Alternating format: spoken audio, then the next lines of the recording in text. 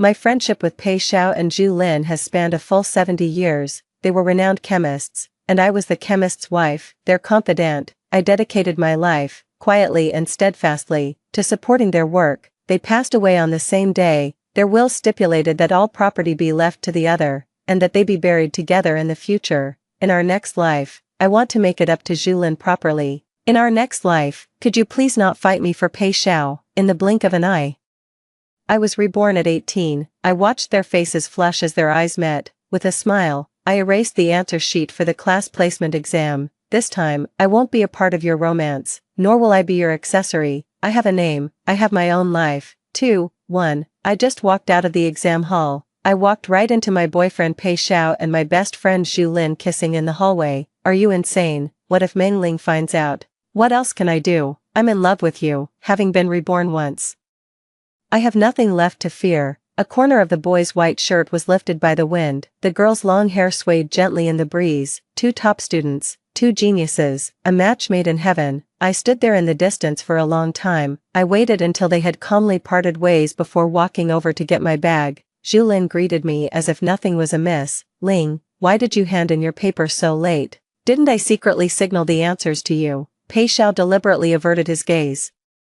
His tone cool. Hurry up and pack your things, we're waiting for you. In the setting sun, our 3 shadows fell far apart. Cheating on a test is wrong. I want to rely on myself, I said, lifting my face. I recalculated every single problem. I've made plans with a friend, so I won't be walking home with you. Pei Xiao and Zhu Lin were both stunned. I shouldered my backpack and ran off in the opposite direction. Since we've both been given a second chance, let's each walk our own path and help each other succeed. 2. During a routine elementary school physical, 3 cases of the rare Rh-negative blood type were identified in the entire student body. Those 3 were me, Pei Xiao, and Zhu Lin. This remarkable coincidence brought us together as friends. We have walked side by side through 70 years of life. My first pair of properly fitting sneakers were a gift from Zhu Lin. The first love letter I ever received was written by Pei Xiao.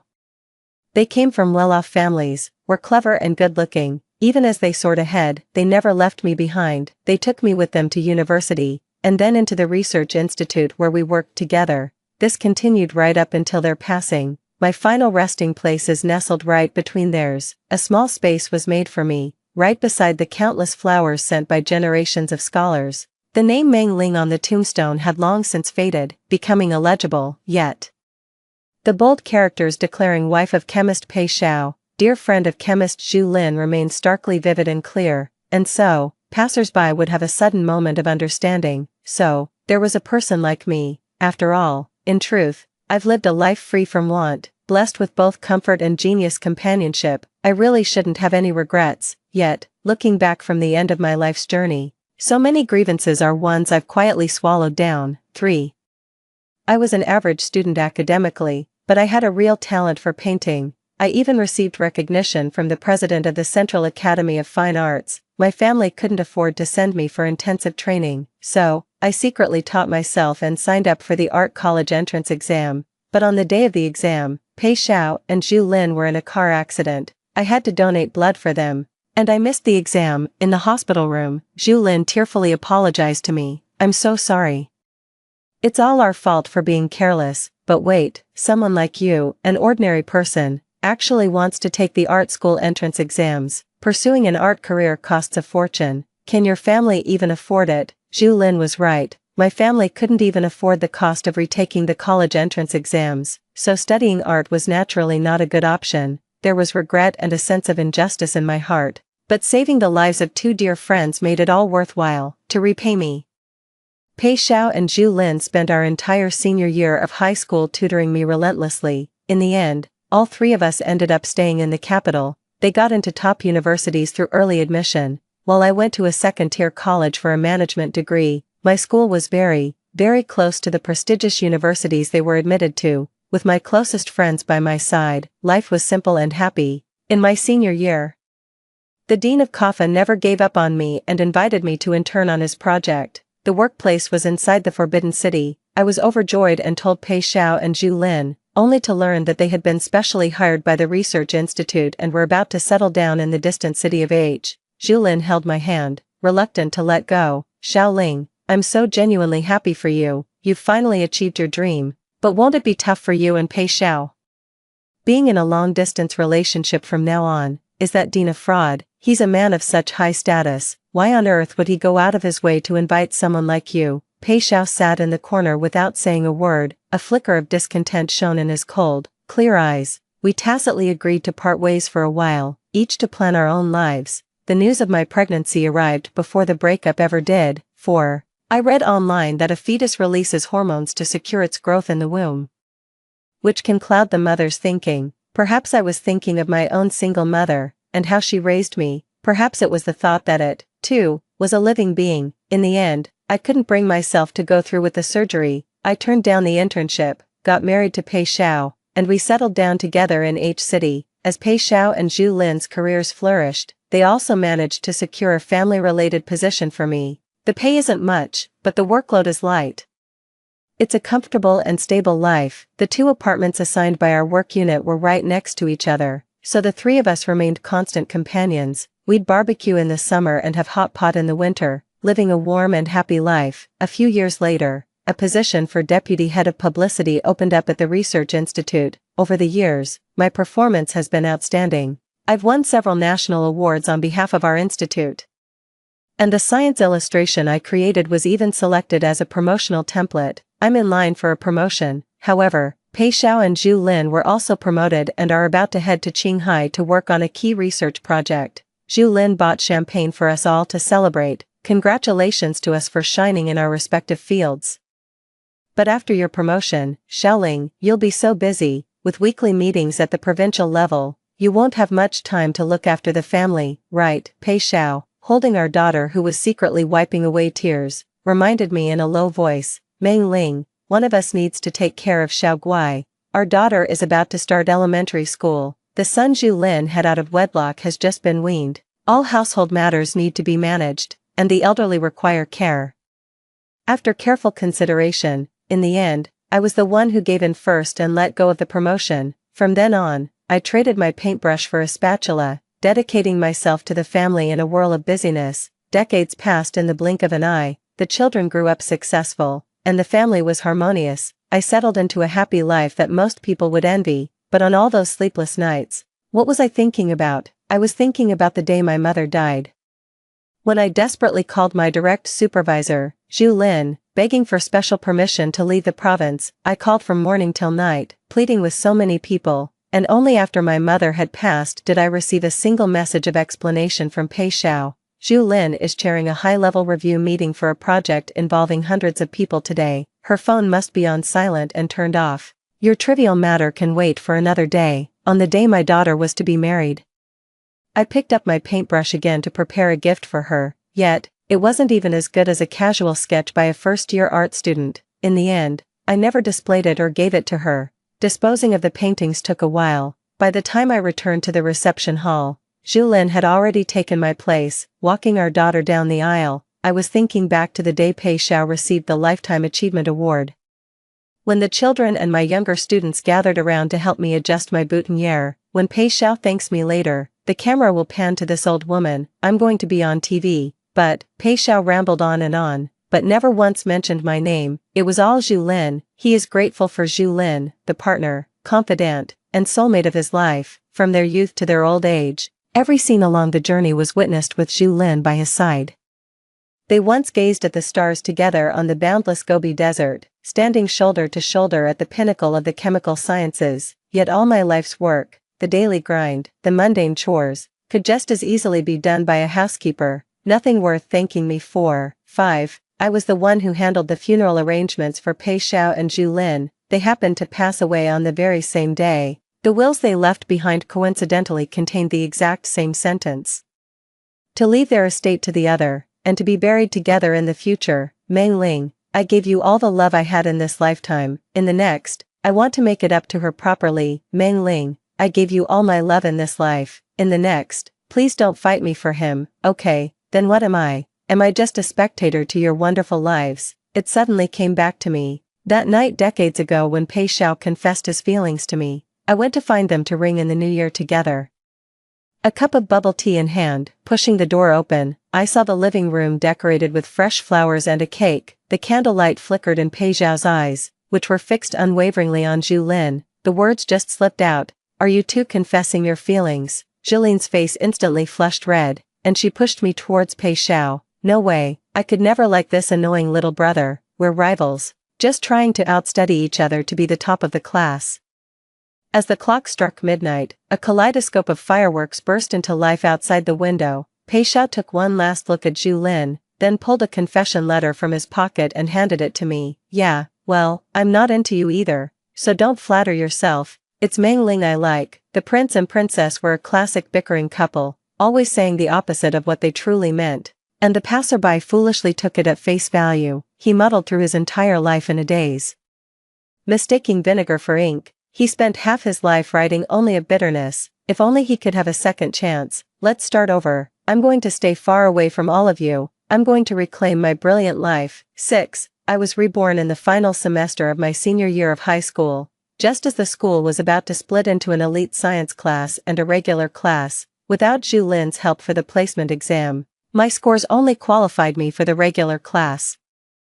I saw it as a perfect chance for a clean break. I left the 3-person group chat, deleted my friends, and left them with just one message. I want to focus on my studies and won't be using my phone anymore. I never expected Pei Xiao to seek me out on the very first day of school, dressed in a clean blue and white school uniform. He stood tall and straight, with handsome, refined features that drew frequent glances from the girls, even in his old age and his previous life. Pei Xiao never lacked for admirers. Looking at that face again now, I don't feel the slightest bit of attraction anymore. Meng Ling, I'm going to ask the teacher for a chance to get back into the advanced science class. You should prepare well. I was just about to speak when Zhu Lin suddenly ran over, linking arms with both of us. What are you two whispering about without me? Forget your best friends the moment you start dating. Is that it? Xiaoling, honestly.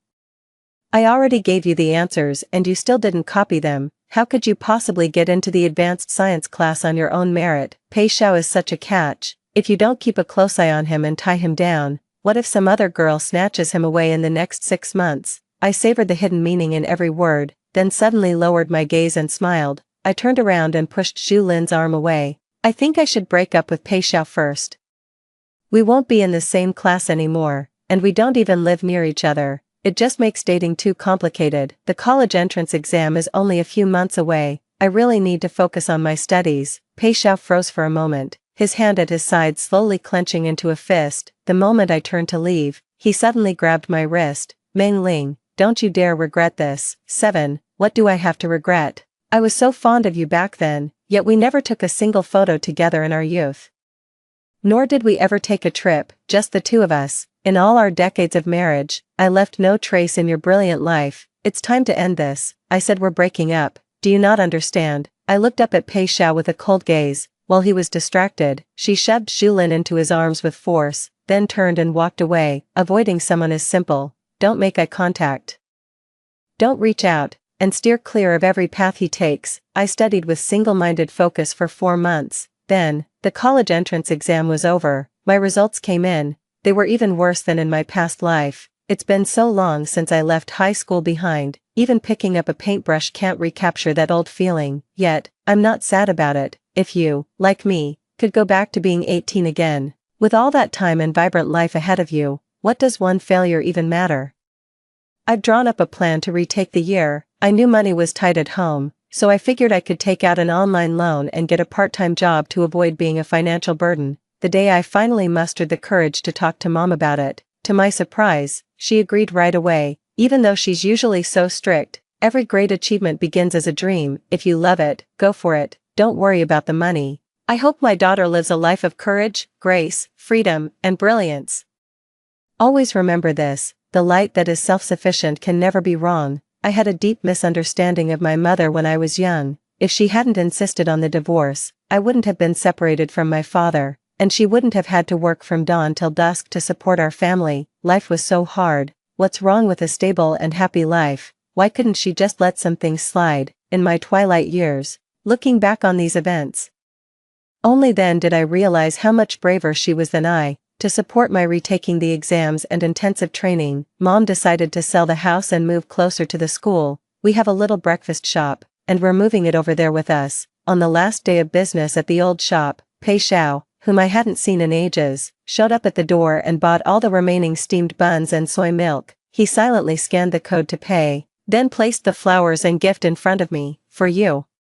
Happy birthday. I've never properly celebrated your birthday before. Here, take it. The scent that washed over me made me dizzy for a moment. Today is my 18th birthday. My birthday is just one day before Julien's. In our past life, Pei Xiao found it a hassle, so he would always buy 2 cakes and 2 gifts on Julien's birthday to celebrate for both of us together. Since they're so close together anyway, it didn't matter if I blew out my candles a day late. These small grievances became countless over the long years that followed. I stopped caring a long time ago. Wow, why are you buying a gift today? My birthday is tomorrow. You got the date wrong. You silly little brother, you deserve a smack. Julien walked over from the street, interrupting my train of thought. She pouted and clenched her little fists, ready to teach Pei Xiao a lesson. Pei Xiao didn't dodge, the words spilling out instinctively. I'm not mistaken, today is Mangling's birthday. Not yours, this gift is for her, and her alone. 8. I've done so many things I'm sorry for. If you're sorry, then just drop it. This is really pointless. I gave a faint, cold smile. I handed Pei Xiao the steamed bun, casually pushing the flowers and gift aside. Thanks for the well wishes, but I won't accept the gift. We're not that close. The exquisite gift box tumbled off the table, landing right at Pei Xiao's feet. He lowered his gaze, stunned. Julien's expression flickered with uncertainty as she dashed into the shop and linked her arm with mine. Xiaoling, it really hurts to hear you say that. The 3 of us are supposed to be the best of friends in the whole world. However, there's something I need to tell you. Pei Xiao and I both applied to H University of Technology. I won't be able to accompany you for university in the capital like I did in our past life. Julien blinked innocently, her eyes brimming with smugness. Stop pretending. We've all been reborn, haven't we? Since we got this second chance, we have to choose the optimal path for our lives. You understand, right, Julien? That's enough. Pei Xiao cut Julien off in a low voice. His gaze held a trace of guilt and shame. Julien has a fever. I'll take her home first. Don't fill out your college applications carelessly. Wait for me to come back and help you review them. There are many universities in City H. And your scores are more than enough to get you in. We won't abandon you. Mengling, wait for me to come back. The midsummer sun beat down, making clothes hot to the touch, while the cicadas' drone was unceasing. Pei Xiao led Julien towards the taxi. Across the street, my mother urged me to hurry up and close the shop. As the moving truck was about to leave, she asked me if that was Pei Xiao and Julien. Did you give them the new address? I shook my head. There's no need. We each have our own path to walk. The mountain bird and the fish walk different paths. From now on, our worlds shall not meet. 9. Repeating a year of study has helped me gradually regain my best form. If I fail, I'm prepared to try for another year. I never expected to receive the acceptance letter just as summer vacation was ending. It turns out the most frightening thing in life isn't failing time and again. It's drifting through life without purpose, only realizing in old age what you truly wanted.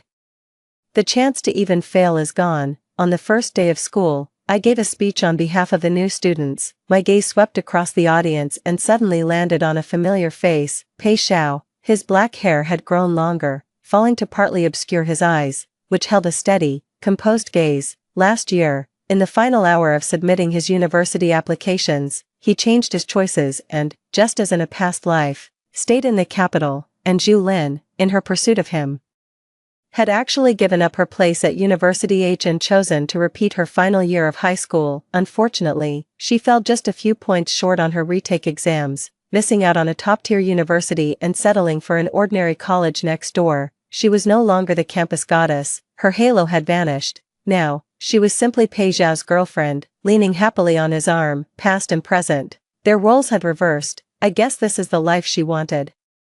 Our dorm went to Haidaleo for hot pot in the evening. I stepped away to take a call, and when I came back, my roommate had already fixed a dipping sauce for me, oil and vinegar base, with Thai chili. Hold the cilantro. I'm not allergic to mangoes. My favorite mushroom platter and shrimp paste were also placed right in front of me. We just met. How would I know what you like? The handsome guy at the next table dished that up for you. What's your relationship with him?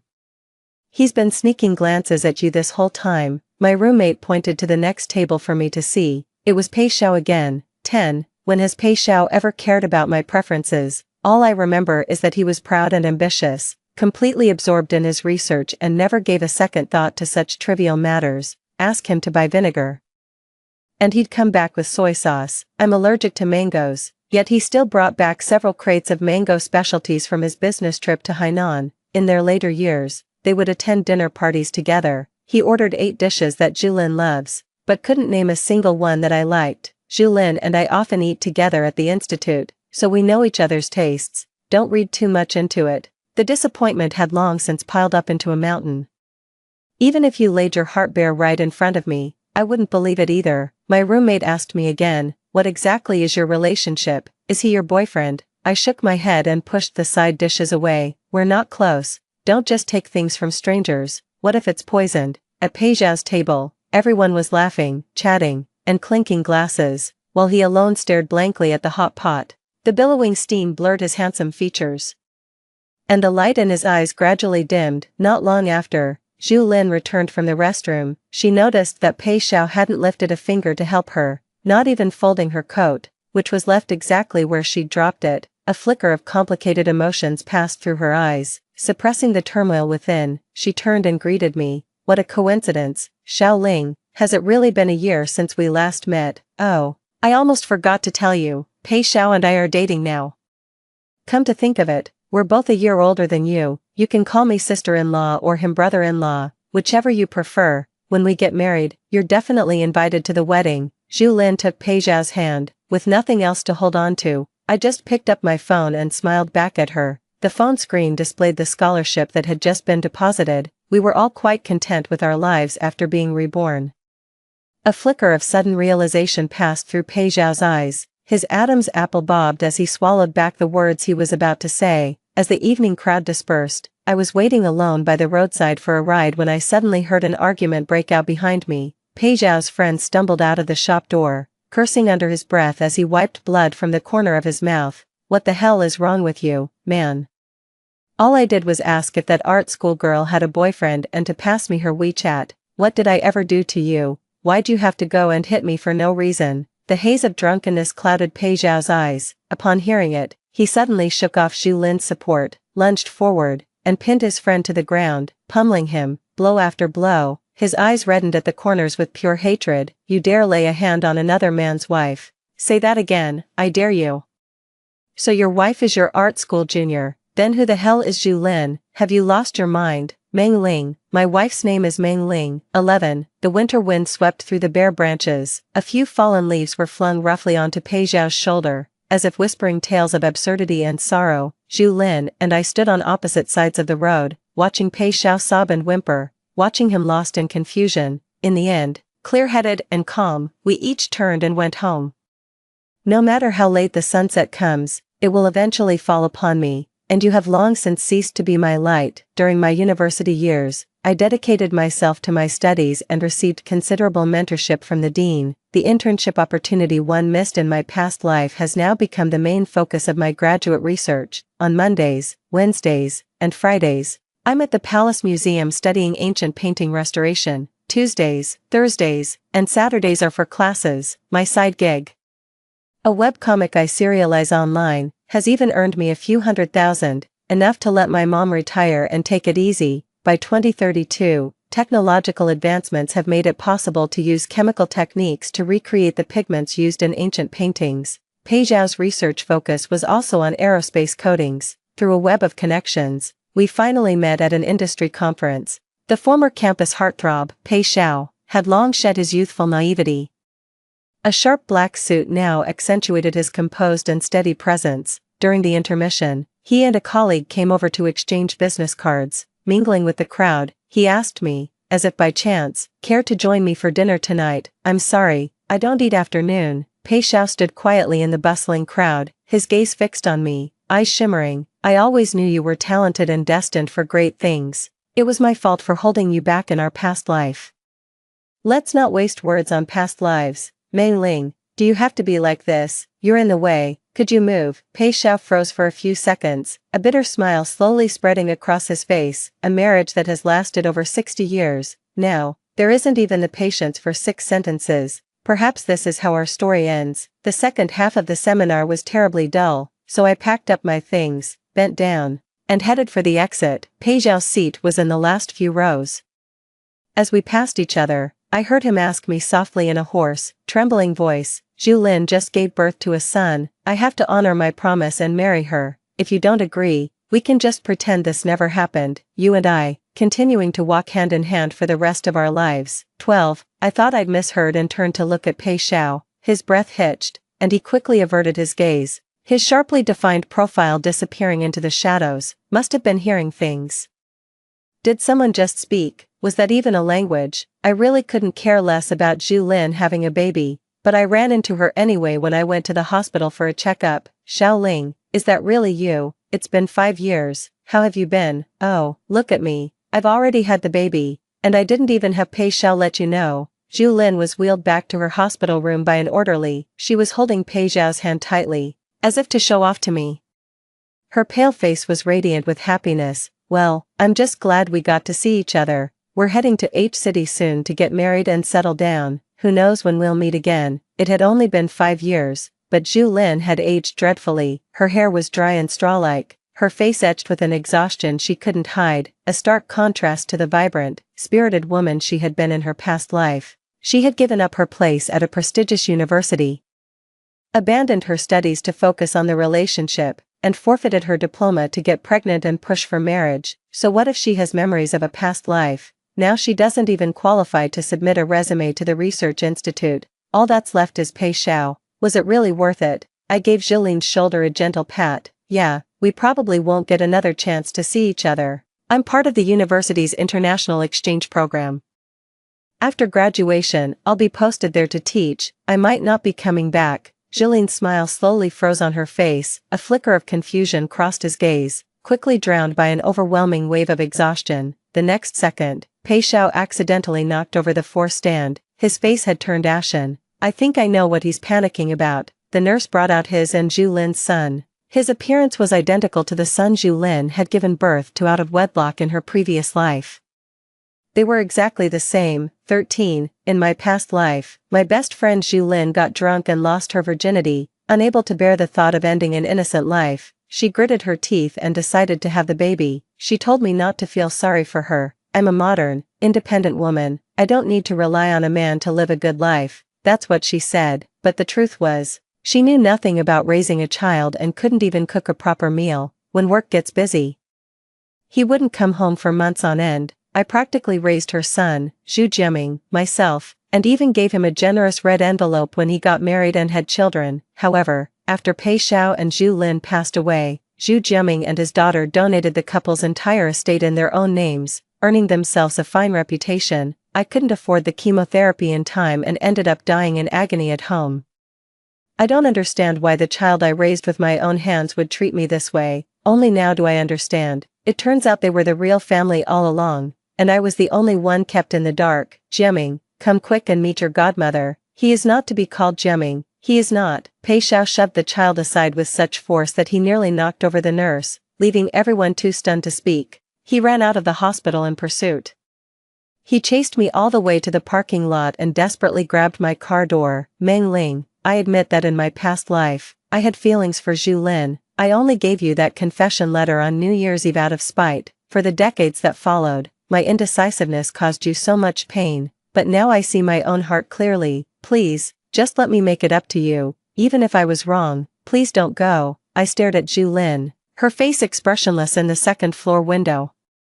I looked at Zhu Jiaming, wailing in her arms. A wave of uncontrollable nausea churned in my gut. Belated affection is truly revolting. "Get away from me. Don't you dare touch my car." I shoved Pei Xiao aside with force, got into the car, and slammed the door shut. His eyes were bloodshot, like a flawed idol cast down from its altar, as he desperately confronted me through the window. "So you don't want our daughter either. You don't love her. You don't want to be her mother anymore. Our daughter, Pei Jinglan. It seems she prefers Zhu Lin, her beautiful mother. She only posts photos with Zhu Lin on social media, and only brings souvenirs back for her from trips. Zhu Lin was even the one who walked her down the aisle at her wedding. I'm like the unpaid housekeeper, silently devoting my whole life to her. I will not give birth to a knife that turns against me, with a father carrying such inferior genes. It's better not to have the child at all. She had no reason to be brought into this world. Using children to emotionally blackmail women is the most foolish tactic. No matter how times change, the decision to have a child ultimately rests with the woman. I don't like it, then she shouldn't have been born. After leaving the hospital that day, I just couldn't shake off this feeling of unease. I wrote an anonymous letter of complaint to the Research Institute overnight. Pei Xiao has disgusted me one too many times. Why should I let him have it easy? 14. My youth was a smooth and brilliant ride. Full of dazzling success, I graduated from a top university, studied under renowned masters, and my stellar resume was the envy of countless peers. The comic I created in college also sold its rights for multiple adaptations. It was ultimately greenlit for a film or TV adaptation, output only translation, matching, content_type, format. An 8-figure royalty check secured financial freedom at a young age, in his 30s. He was specially appointed to return to China as an associate professor at a university, with a future full of promise. My career keeps me too busy to start a family, so I don't have to worry about the kids, the elderly, or a husband who's clueless about life. On those sleepless midnights, I'm no longer crying alone in secret. Instead, I get up to check how many tens of thousands have rolled into my stocks and funds, then drift back to sleep with a contented smile. Those memories from my past life grow more distant by the day. It feels like only now am I living the life that was stolen from me. In my second year back home, I ran into Pei Xiao again. The Research Institute was a gathering of brilliant minds, and the competition was fierce. Back when I wrote that letter of complaint, I truly thought it would ruin Pei Xiao's career. Little did I know. He left the Research Institute for good and is now an executive at a Fortune 500 company. At the University Industry Collaboration Exchange, he walked towards me with such grace, as dashing and spirited as he was in a past life. A colleague came over to hand him a business card, mistaking us for a married couple. I was just about to speak when Pei Xiao, with a faint smile, tacitly acknowledged it and smoothly changed the subject. Suddenly, a woman rushed into the venue, her eyes rimmed red as she pushed us aside. It was Zhu Lin, 15, she was wearing an ill-fitting women's suit. Having lost one of her high heels in her haste, her makeup was caked and garish, her hair dry, unkempt yellow, and her figure had lost its shape. From head to toe, there was no trace of the person she had been in her past life. Pei Xiao, while my father was fighting for his life in the hospital, when I was begging you on the phone to contact a surgical specialist, you were busy canoodling with this bitch, weren't you? Where were you when I needed you? Have you no shame at all? Zhu Lin pointed at Pei Xiao, screaming hysterically, uncaring of the number of spectators, acquaintances, or the live-streaming cameras. She was like a raving lunatic, raising her arm high to slap me. The next second, Pei Xiao shoved her to the ground without mercy and called for security to restore order. Zhu Lin knocked over a champagne tower, drawing everyone's attention. She scrambled to her feet, her face flushed with embarrassment. Suddenly, she froze, not knowing what had happened. As 2 lines of tears streamed from her vacant eyes, I realized she had wet herself. So this is how pitiful and wretched I was in my past life. So that's what it looks like when Pei Xiao doesn't love someone. It's painfully obvious. Why is it that he can always stand there, looking impeccable, while he watches the tragedy of 2 women unfold, during the tea break? I found Zhu Lin in the hotel restroom. She had soiled the hotel toilet, and it wouldn't come clean with regular bathroom cleaner. So, she went to the utility closet and found a bottle of bleach. Just as she was twisting the cap off, I stopped her. You can't mix those two, that's basic common sense. Have you forgotten you used to be a chemist? Zhu Lin stood there in her soiled clothes, dazed, her fists clenched so tightly that her fingernails dug deep into her palms. Perhaps she had truly forgotten. She never studied hard later on, never held a job, becoming a full-time housewife for over a decade, to the point where even her memories of her past life were growing hazy. I had a student bring over a gown and some cosmetics, then bent down to wipe the cheap foundation from her face and carefully redrew her eyebrows, just like back in the day, when I fell during the 800-meter run on the field, my worn-out canvas shoe flying off into the distance. And she was the one who helped me up while everyone else laughed. And just like how she bent down to help me put on the latest pair of sneakers, the friendship between 2 people is pure. The friendship among 3 people is pretty good too, but when did the friendship between the 3 of us start to turn sour? You say the price of fame and success is having someone sacrifice in silence behind the scenes. That person gets no recognition, no reward, not even a shred of genuine affection in return. Do you think she's content with that? On what grounds? I don't know how much you love Pei Xiao, But before you love someone else, learn to love yourself first. 16. Although Pei Xiao didn't continue his project research after his rebirth, his abilities remained intact. His research findings completely changed the game for the entire coatings industry. His impressive resume and striking looks also paid off handsomely, attracting hundreds of thousands of followers on social media. All he needed was to secure one more multinational deal, and he would be promoted to president of the Asia region. But right at the critical moment of signing, his father fell critically ill, and his son was arrested for getting into a fight. Zhu Lin has always taken care of everything at home, managing all the household affairs, but who would have thought, with Zhu Lin away on a business trip and her phone unreachable, there was suddenly no one to handle any of it. While Pei Xiao was caught in a dilemma between his career and family, the foreign client lost patience first and called off the collaboration. They just don't get it. Why do some people prioritize their career over family, and hesitate over such a choice? Pei Xiao got the first multiple-choice question wrong, and his career stalled. He still carried that air of scientific pride, looking down on his less gifted colleagues, and continued to bury himself in solitary research and business trips. Without Zhu Lin's attentive care, his health quickly deteriorated. Without Zhu Lin to manage his professional relationships and navigate office politics for him, he was sidelined at work, pushed out of the core team, and now faces the threat of redundancy. He had signed a top-tier non-compete agreement, barring him from working in the same industry for at least a decade. His research achievements were also carved up by his former colleagues. How could a scientist who spent his whole life in an ivory tower ever outmaneuver the old foxes of the fame and fortune game? As luck would have it, I was at the institute that day with a few students to collect some materials. On our way out, we ran right into Pei Xiao, causing a scene at the entrance, clutching his exclusive research findings. He claimed it was his future award-winning trump card and demanded to see the dean. His student from a past life took the document, looked it over, and shook his head with a smile. The issue of aerospace coatings withstanding extreme temperatures is no longer a challenge. This material of yours is outdated, and the formula is even written incorrectly. Pei Xiao was taken aback for a moment before defending himself. In the past, my wife and colleagues were always the ones responsible for compiling materials. I'm not good with paperwork. It was probably just a clerical error. Take a closer look. What do you know?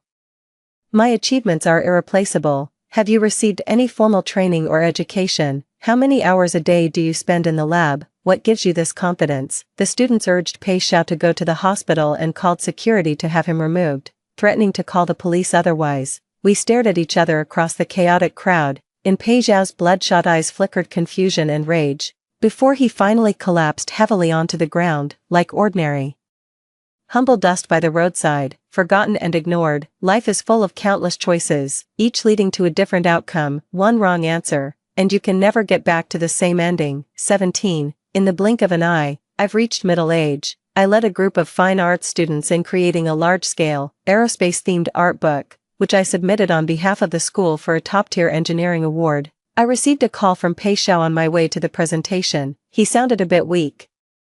My account hit 1 million followers today, and I published an article. The person I most want to thank is you. It's a shame I never got the chance to say it in our past life. I irritably pressed the end call button. Pei Xiao, as if reading my mind, begged me to let him finish. Waiting for your forgiveness is truly difficult. I suppose it's because I've let you down too much. You must have liked me for a long time, right?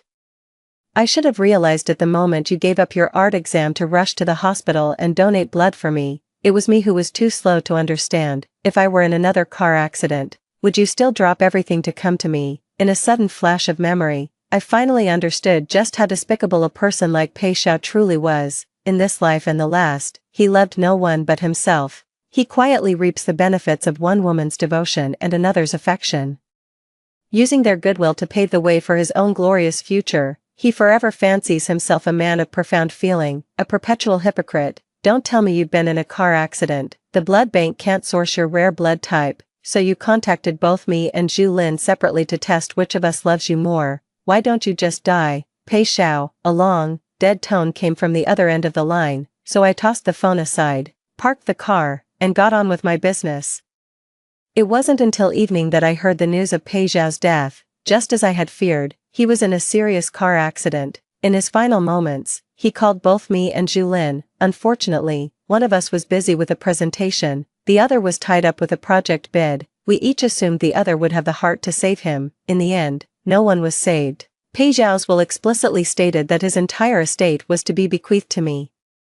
I donated all of that money, in my name. On the day the donation papers were signed, Zhu Jiaming flew into a rage and started cursing. Who do you think you are, acting all noble? That's my father's money, my family's money. What gives you the right to donate it all? Did you earn it? He had a mortgage to pay on the house he just bought. He wants to marry the girl he loves, but he can't afford the bride price. His mother, Zhu Lin, has just fallen ill and will require a large sum of money for treatment. Knowing everything, Zhu Lin didn't make a scene. She just pulled Zhu Jiaming aside and told him to be quiet and stop embarrassing himself. What's meant to be mine will be mine, what isn't, I don't even want. What's with the tears? It's just money, I can earn it all back myself. Sunlight fell on her face, which was no longer young, yet her eyes shone with determination. It was as if I could see Zhu Lin at 18.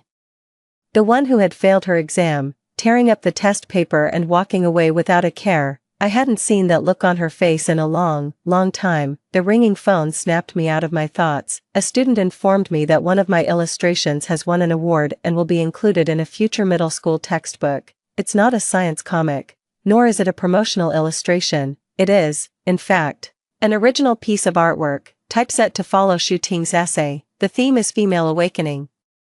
To live for oneself, not in dependence on another. No more one-sided giving, sacrificing, or looking up to others. Live your life as boldly and unapologetically as a tree. This journey through life, with all its mountains and valleys, is one you take for yourself alone. Story 2. In the 3rd year of his daughter's abduction, Fu Yu gave up searching. He said life and death are fated, and he couldn't be too selfish. Living well in the present was most important, but later.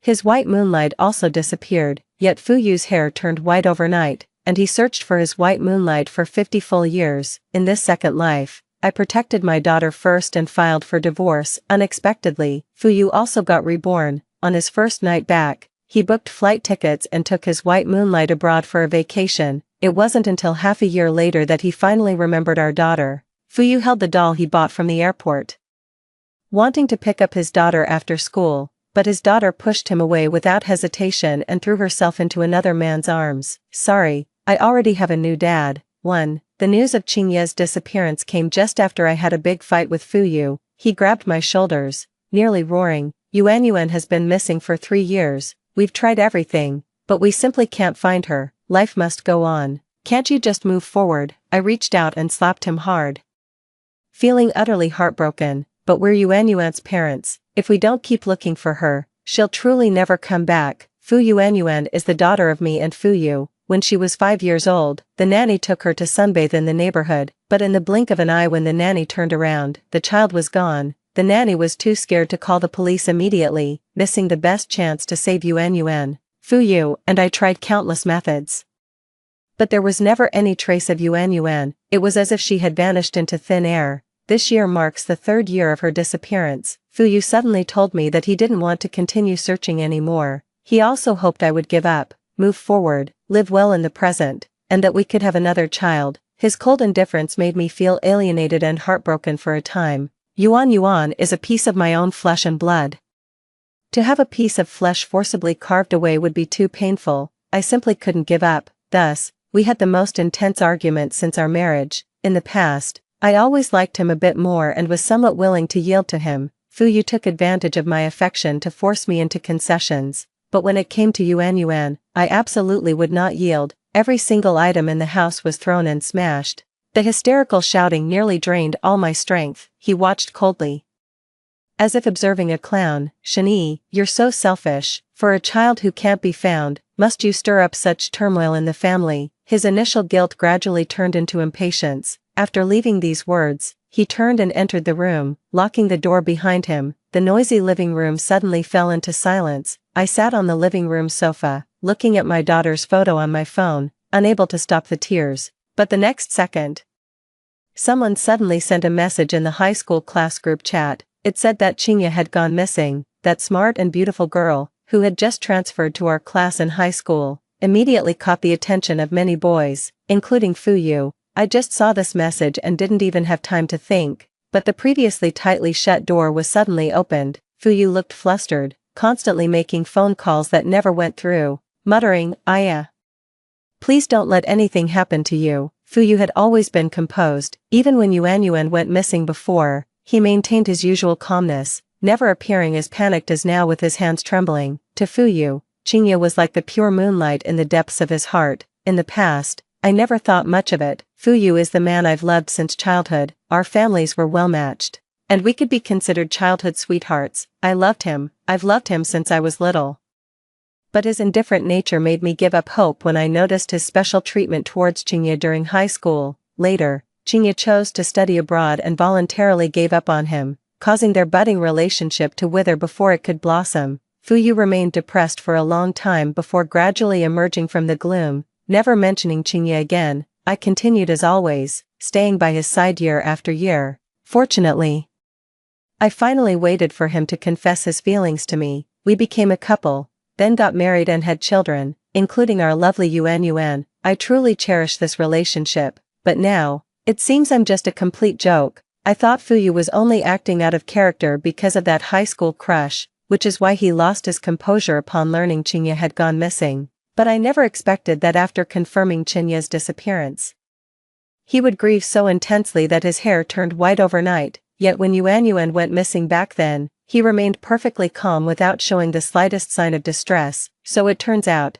one wouldn't like a child born from a woman they don't love either. In the end, it was Fuyu who decided to help the Qing family search for the missing Qingye. I asked him, "What about our daughter? What about that daughter who was kidnapped by human traffickers and missing for 3 whole years?"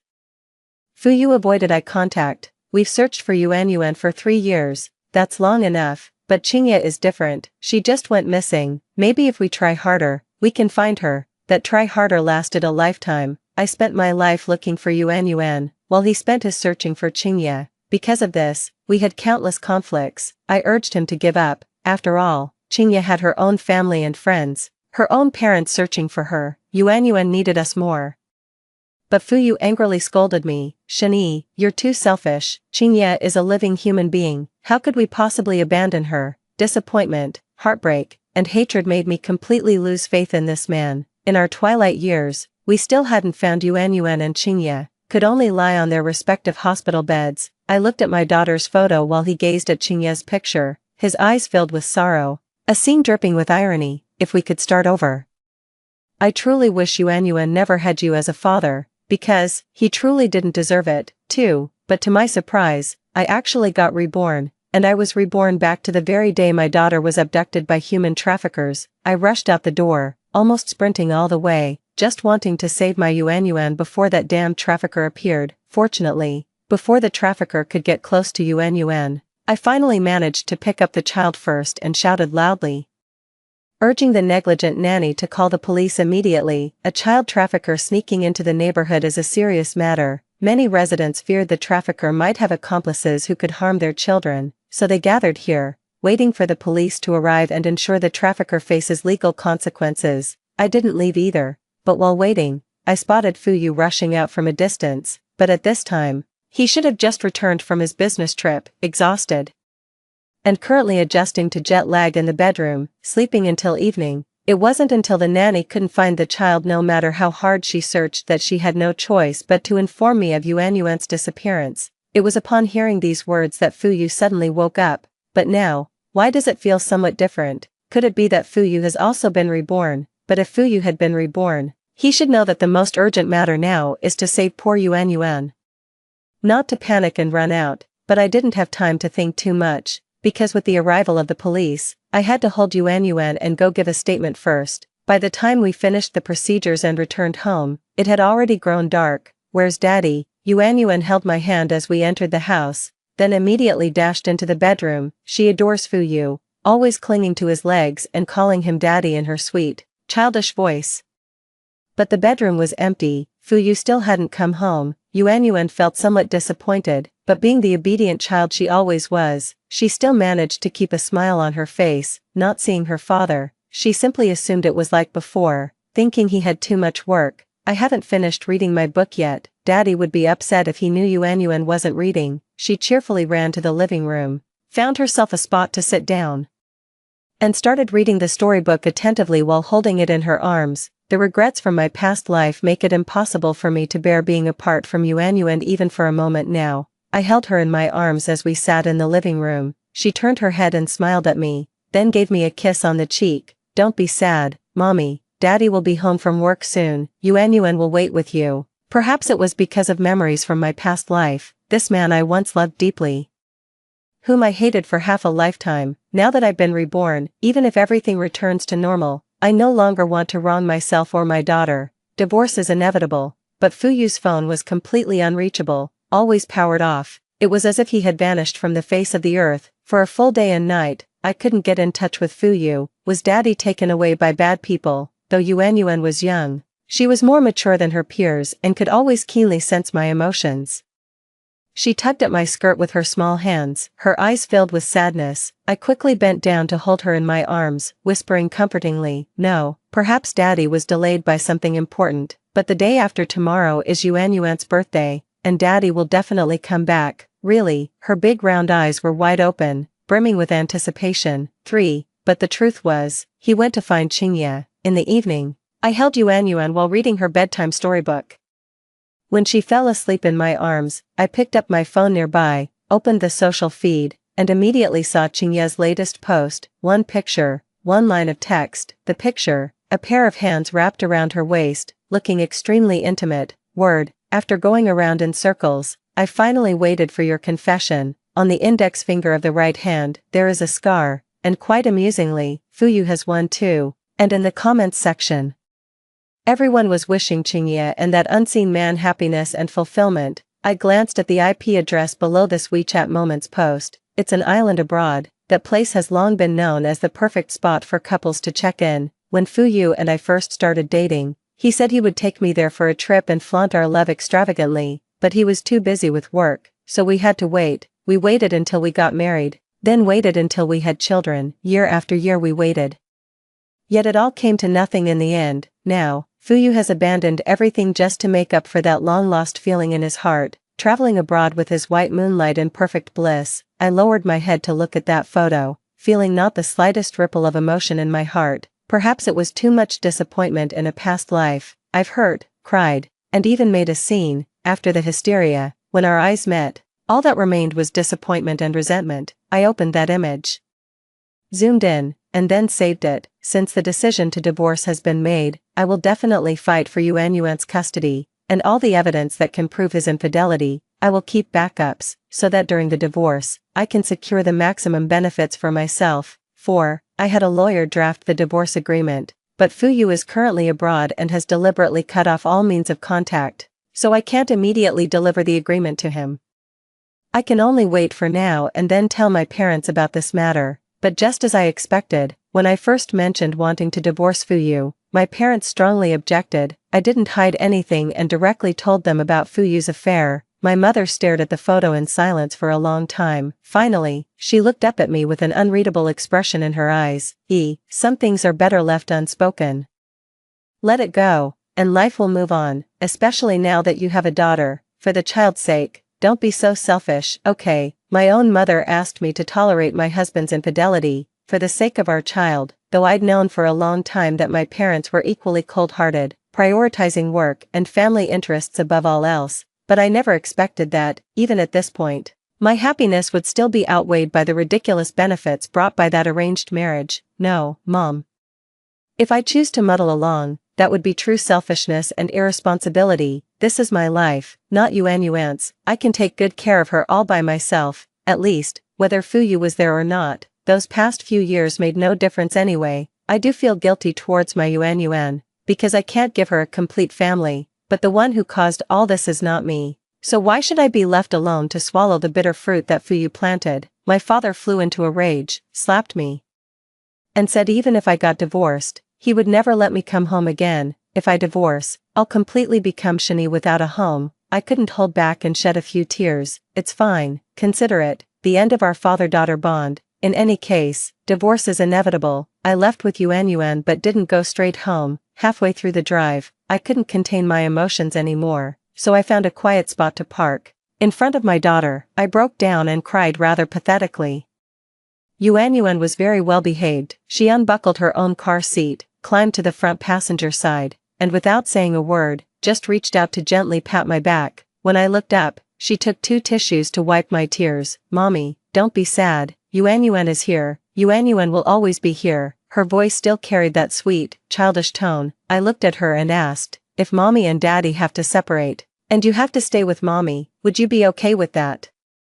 Yuan didn't answer immediately, but tilted her head as if thinking. After a long while, she asked me in return, "Would Mom be happy if we left Dad?" Would the tears stop falling then? I didn't know how to answer her question. With a slightly choked voice, I murmured an "Hom." Yuan immediately burst into laughter, stretching out her tiny hands to hug me, mimicking how I used to hold her. Yuan wants Mommy to be happy, doesn't want Mommy to cry. Daddy is bad, I don't want him either.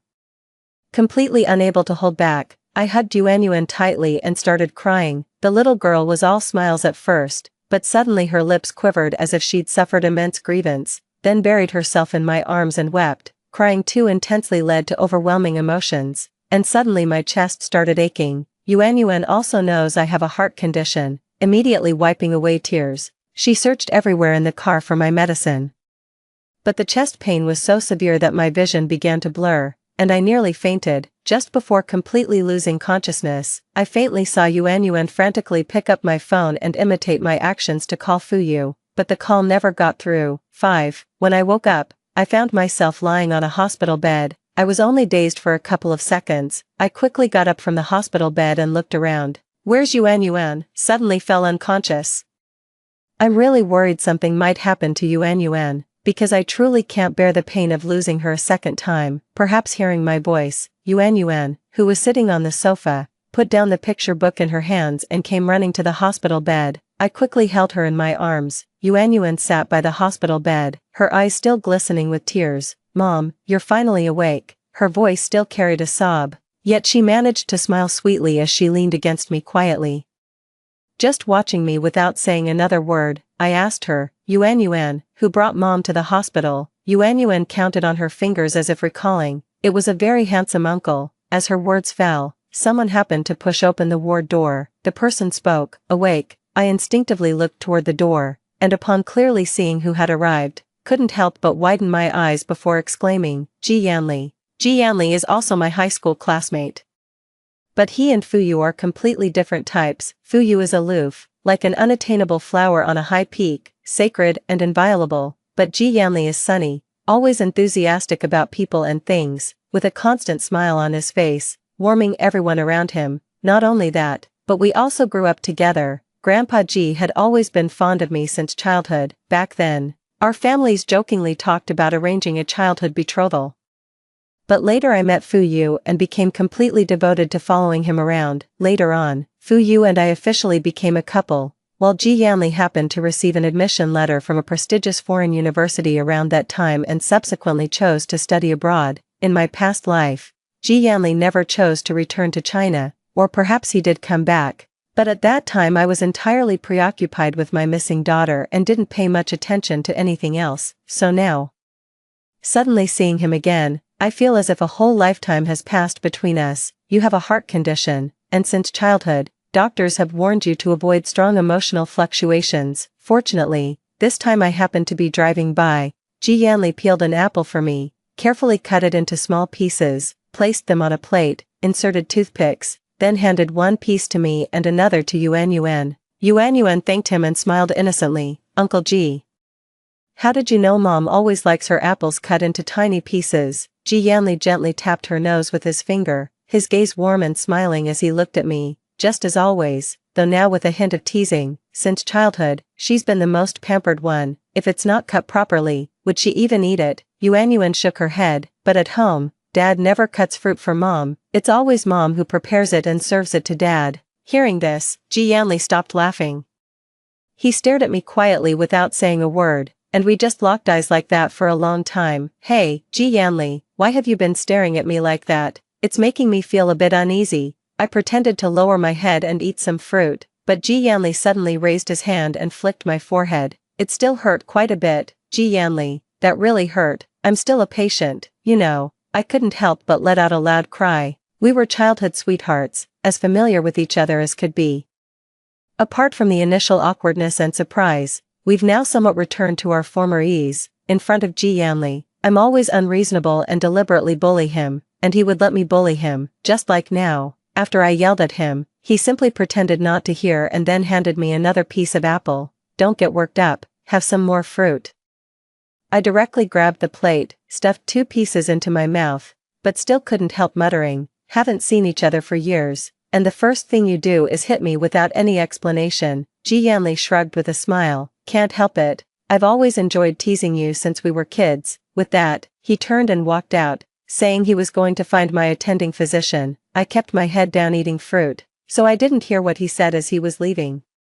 I can't bear to see you wrong yourself. If only I could knock some sense into that love-struck brain of yours. 6. There's nothing seriously wrong with my health. After waking up, the attending physician examined me again and then let me go home to rest. I've made up my mind to divorce. The marital home we currently live in is under Fuyu's name, and I don't intend to stay. I plan to move out with Yuan Yuan. I own several properties under my name. I let Yuan Yuan pick her favorite one. And we're ready to move in directly. Ji Yanli knew about my divorce and my immediate moving plans. Without hesitation, he came to help. In less than a day, he moved all mine and Yuan Yuan's belongings to the new place. The new home is just 1 street away from the house where Ji Yanli currently lives. Yuan Yuan was overjoyed when she found out. Do you like Uncle Ji very much? At night, I held Yuan Yuan in my arms as she nestled against me, chattering endlessly about Ji Yanli. These past few days, Ji Yanli seems to have no work at all, coming over every day to mooch meals. Yuan Yuan hangs out with him as soon as school ends, and the two hit it off immediately, playing together wonderfully. On weekends, they even made plans to go out together, completely leaving me out. I feel like an extra. Yuan Yuan sensed my sadness and quickly hugged my neck, giving me 2 kisses. Uncle Ji is great. He's willing to play with me and is very patient, unlike Dad, who's always busy, forever busy. He didn't even come to my birthday yesterday. Uncle Ji stayed with me and gave me the birthday present I wanted most. If Uncle Ji were my dad, that would be great. By the end of Yuan Yuan's words, there was a trace of sadness in her eyes. A child's world is simple, though she might not be clever enough yet. She could keenly sense Fuyu's aloofness. In contrast, Ji Yanli gave her the paternal love she had never received before. My heart ached even more for my daughter as I held her tightly in my arms. Fuyu truly doesn't deserve to be a father. 7. In the afternoon, when Yuan Yuan came back from school, she seemed somewhat unhappy. I asked her, but she barely responded to me. It wasn't until dinner time that she spoke up with a pitiful tone. The kindergarten is organizing a parent-child event, and several activities require Dad's participation. But Dad, I sighed and then said, it's okay, Mom can do it too. Yuan Yuan shook her head, still not very happy. She lowered her head to look at the rice in her bowl, lost in thought, when suddenly the doorbell rang. No need to guess, it was obviously someone coming to mooch a meal. The previously dejected daughter suddenly raised her head. Uncle Ji is here. After speaking, she immediately climbed down from the chair and went to open the door for Ji Yanli. Yuan Yuan is even more adorable today. Ji Yanli carried Yuan Yuan to the dining table. The two of them so familiar they resembled real father and daughter. I felt a pang of jealousy, staring resentfully at Ji Yanli. I went through life and death to bring this precious daughter into the world, yet she's so close to you, closer than to me. It's as if I had her for you. Ji Yanli's smile grew even brighter as he readily followed my lead, saying, that could work too. Consider her as born for me. I promise to raise this precious daughter well. I quickly snatched the child back from his arms. Dream on. This is my precious daughter. Yuan Yuan pinched my hand with a grown-up air and said, stop arguing. One is Dad, the other is Mom. Yuan Yuan loves you both. Indeed, they had already acknowledged each other as godfather and goddaughter several days prior. The two of them began playing along, addressing each other as godfather and darling goddaughter. Yuan Yuan looked at Ji Yanli, blinked her eyes, and suddenly asked, Mom, since he's already like a dad, can Uncle Ji be my dad and accompany me to the parent-child event? I looked at Ji Yanli, who was also gazing at me as if seeking my opinion. I hesitated for a moment before shaking my head in refusal. This probably isn't a good idea, but all the other kids' dads will be there. Only my dad, he hasn't even called me in so long. Why can't Uncle Ji be my dad, Mom? I don't want to be laughed at by the other kids for being the child nobody's dad likes. The more my daughter spoke, the more upset she became, even shedding golden tears that broke my heart. Ji Yanli also quickly chimed in, Yuan is now my goddaughter. That bastard Fu Yu is enjoying himself abroad. Wouldn't it be better if I participated instead? Or do you want Yuan to be laughed at by the other kids? Naturally, I didn't want that. So for Monday's parent-child event, Ji Yanli took on the role of the father and went with me to the kindergarten. The games were all very simple.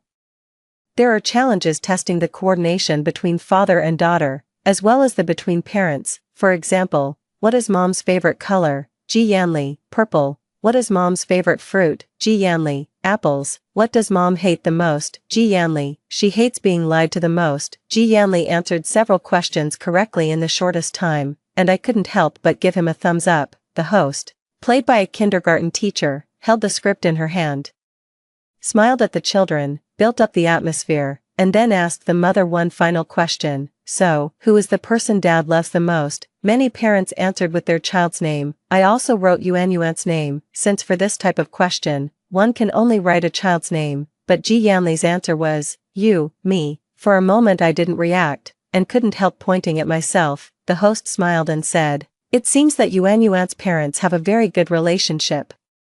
Among all the dads present, yours was the only different answer. For some reason, my heart suddenly started beating a little faster. Even after this segment ended, my heartbeat hadn't returned to normal. Ji Yanli held Yuan's hand and walked over to me, asking, what's wrong? Is your heart bothering you again? His voice was as gentle as ever, filled with genuine concern and inquiry in his eyes. I shook my head. Ji Yanli, why isn't your answer Yuan? Ji Yanli's smile faltered slightly before he replied, as Yuan's father, of course I love Yuan's mother the most, so, loving you, I don't see any problem with this answer. There's a problem, a huge problem indeed. My heartbeat quickened even more. The next 2 months, I suspect Ji Yanli has completely treated my home as his own. Although when we were kids, our families were close, and we did spend a lot of time together, but now that we're all grown up, I'm even married with a child, we should maintain some boundaries. Ji Yanli remained unmoved and seriously retorted, aren't you already preparing for a divorce by mutual agreement, or are you just playing hard to get, wanting to rekindle things? If that's the case, I'll really lose respect for you, Shani. If someone isn't right for you, you have to let them go. No. I just genuinely thought we should avoid any appearance of impropriety. I never said I'd hesitate, but after saying that, Ji Yanli inexplicably got angry, carried Yuan to her room, and completely ignored me. It wasn't until dinner that I repeatedly assured him I absolutely wouldn't hesitate. He finally let out a long sigh of relief. Fortunately, it's not beyond saving yet. Listening to his words, I forced a hollow smile. Ji Yanli, do I not deserve to save face? Yuan sat between us, resting her chin on her little hands, watching us with a beaming smile, her eyes brimming with happiness. If time could just stop at this moment, I'd have this illusion that this seems to be the happiness I once longed for. Unfortunately, I still have to return to reality in the end. In the 3rd month, Fu Yu and Qingye finally ended their trip and chose to return home. Fu Yu, who had just returned to the country, finally remembered his pitiful daughter from his previous life. So the first thing he did upon returning was to come to the kindergarten gate, intending to pick up Yuan after school. I bumped into him right at the kindergarten entrance. Fu Yu was still holding a doll in his arms, the kind of toy Yuan disliked the most. When he saw me, his expression showed a hint of guilt and unease. Shani, there was an urgent matter at the company. I had to go abroad in a hurry, so I forgot to tell you. I casually murmured in agreement. Clearly going abroad for a romantic getaway with his lover, yet insisting it was for work. Not a single word of truth from his mouth, only making me despise him even more. But it doesn't matter. Once he signs the divorce papers, he can do whatever he wants. Perhaps sensing my indifference, or perhaps he was genuinely feeling guilty, he grew uncharacteristically flustered and tried to explain himself to me. I didn't want to listen and directly cut him off. It's time, Yuan will be out soon. Only then did Fu Yu close his mouth, holding the ugly doll in his arms as he waited to greet his daughter coming out of school. Yuan was initially overjoyed, but the moment she saw Fu Yu, the smile instantly vanished from her face, and her running little steps slowed to a cautious walk. Yuan, look what daddy brought for you. Yuan was always his own flesh and blood, connected by the same lifeblood. Family and lovers were different from the very beginning. He could treat me with indifference, but he couldn't face his daughter without feeling genuine remorse. Yuan took one look at that ugly doll and immediately showed her disdain. In the past, even if Fu Yu often gave her toys she didn't like, for the sake of that pitiful paternal love, Yuan would still reluctantly accept them and say she liked them. But during this period, she spent all her time with Ji Yanli. Ji Yanli was never one to compromise himself, making his likes and dislikes exceptionally clear. He would never stoop to compromising himself just to please others, so, if he didn't like something, he would loudly say no. Nowadays, Yuan no longer pretends to be delighted just to save Fu Yu's face. Instead, she simply acts like she didn't see him and walks straight to my side. Mom, are you the only one picking me up from school today? There was a hint of expectation in her eyes. Ji Yanli had promised her yesterday that he would come pick her up from school with me today, but in the afternoon, the Ji family suddenly called, sounding like something major had happened. Ji Yanli rushed home in a hurry, only saying he'd return as soon as possible without specifying an exact time. I was just thinking about how to broach the subject with her when Fu Yu walked over holding a doll again. Yuan, why are you ignoring Daddy? This is a doll Daddy specially bought for you, do you like it? When Fu Yu handed the doll over, a small receipt accidentally fell out. I glanced down and saw the purchase location on the receipt was at the airport. Clearly, Fu Yu only remembered he had a daughter after returning to the country. Quite laughable. Yuan is young and doesn't know many characters, unaware of what the airport purchase represents, but she's no fool. She can still tell the difference between genuine care and mere pretense. Yuan looked at Fu Yu in front of her, pursing her lips without speaking for a long time. I could tell she was somewhat angry and wanted to refuse, yet she was also concerned about Fu Yu's feelings, making her very conflicted. I was just about to speak up and refuse on her behalf. Yuan suddenly caught sight of something, her eyes lighting up for a brief moment, then she pushed away Fu Yu, who was trying to hug her, and took 2 steps back. I stopped liking these kinds of dolls a long time ago. Also, lying is bad behavior. I saw on Mom's phone that you went out to have fun. It wasn't work at all. Lastly, I have a new dad now. If you don't like me and Mom, that's fine. I don't really need you either. After saying this, Yuan grabbed my hand and ran off to the side. With just a turn, I saw Ji Yanli standing by the car, waving at Yuan at that moment. Daddy. Yuan trotted over and threw herself into Ji Yanli's arms, wrapping her arms around his neck and planting a loud kiss on his cheek. Before, although he was just a sworn godfather, most of the time, Yuan would still only call him uncle, but given how she acted today, if she weren't so young, I'd genuinely suspect she was provoking Fu Yu. Though looking at Fu Yu's face, dark as the bottom of a pot, I have to admit, it felt pretty satisfying. Meanwhile, Ji Yanli, with his somewhat crude temperament, simply carried his daughter right up to him, his gaze openly challenging. My daughter hates this ugly doll the most. Stop sending it, it's embarrassing. 9. Shani, I think you owe me an explanation. Fu Yu went to my new home. He stood in the living room holding a photo of me with Yuan and Ji Yanli, his eyes filled with indignation. That photo was taken last weekend when we went out for a picnic together.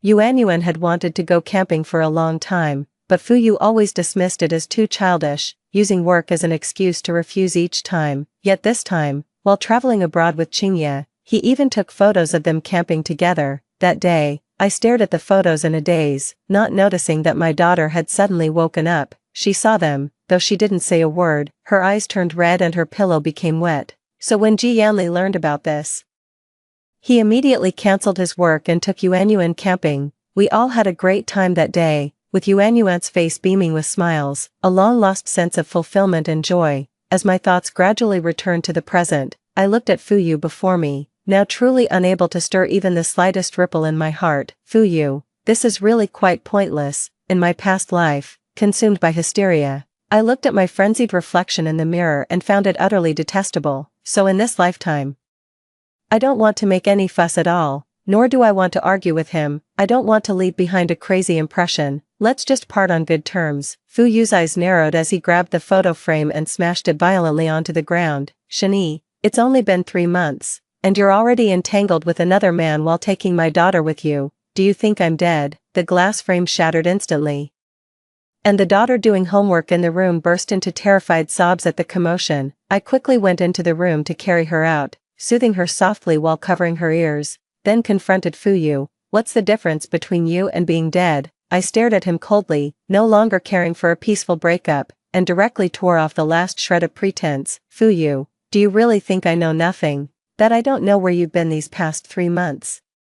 You missed our daughter's birthday, you missed the kindergarten parent-child event, you still weren't there when I was hospitalized, when we needed you the most, you were traveling abroad with another woman, then came back with some flimsy excuse, trying to fool me and Yuan, who exactly is treating whom like a fool. Fuyu, how dare you even question me? Hearing this, Fuyu, who had been quite confident just moments ago, suddenly became somewhat flustered. No, that's not it. I really do have something going on, and Qingye and I aren't in the kind of relationship you're thinking of, it's just that I don't know how to explain it, I just wanted to fulfill a dream of hers. He cut off all contact and indeed left no trace of suspicion, but Qingye's social media updates were posted in real time every day, flaunting their relationship with great fanfare, even though there were no photos of them together. He would deliberately capture those obvious telltale signs each time: the necklace that Fuyu never takes off, the red mole on Fuyu's neck, there's a long scar on Fuyu's abdomen. There were too many, so many that Yuan knew at a glance that the man in the photo was her father. I'm such a disappointment. The moment I took the divorce papers out of the room, tears still fell, but what can be done about it? I absolutely won't jump into the same fire pit twice. So I directly slapped the divorce agreement in his face and said resolutely, Fuyu, let's get divorced. 10. At first, Fuyu shook his head without hesitation to refuse. Shani, what kind of joke are you making? Our marriage isn't just about the two of us, it involves 2 family businesses, and there's also Yuan. For the sake of our child, can't you stop being so selfish? These words felt strangely familiar. Suddenly I remembered my past life.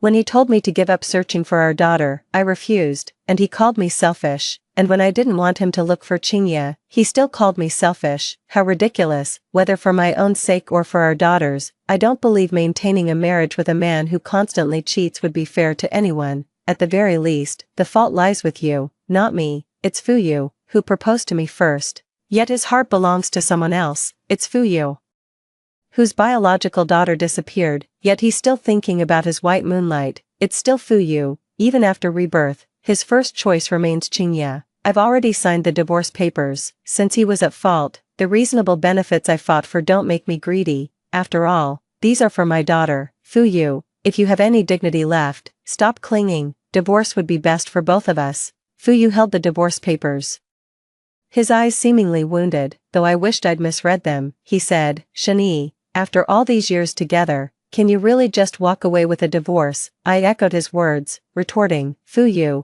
after all these years together, was there ever a moment when your heart didn't belong to another woman? He fell silent. In the end, Fuyu signed that document. Those photos in the social circle were irrefutable evidence, proof he couldn't possibly find an excuse to counter.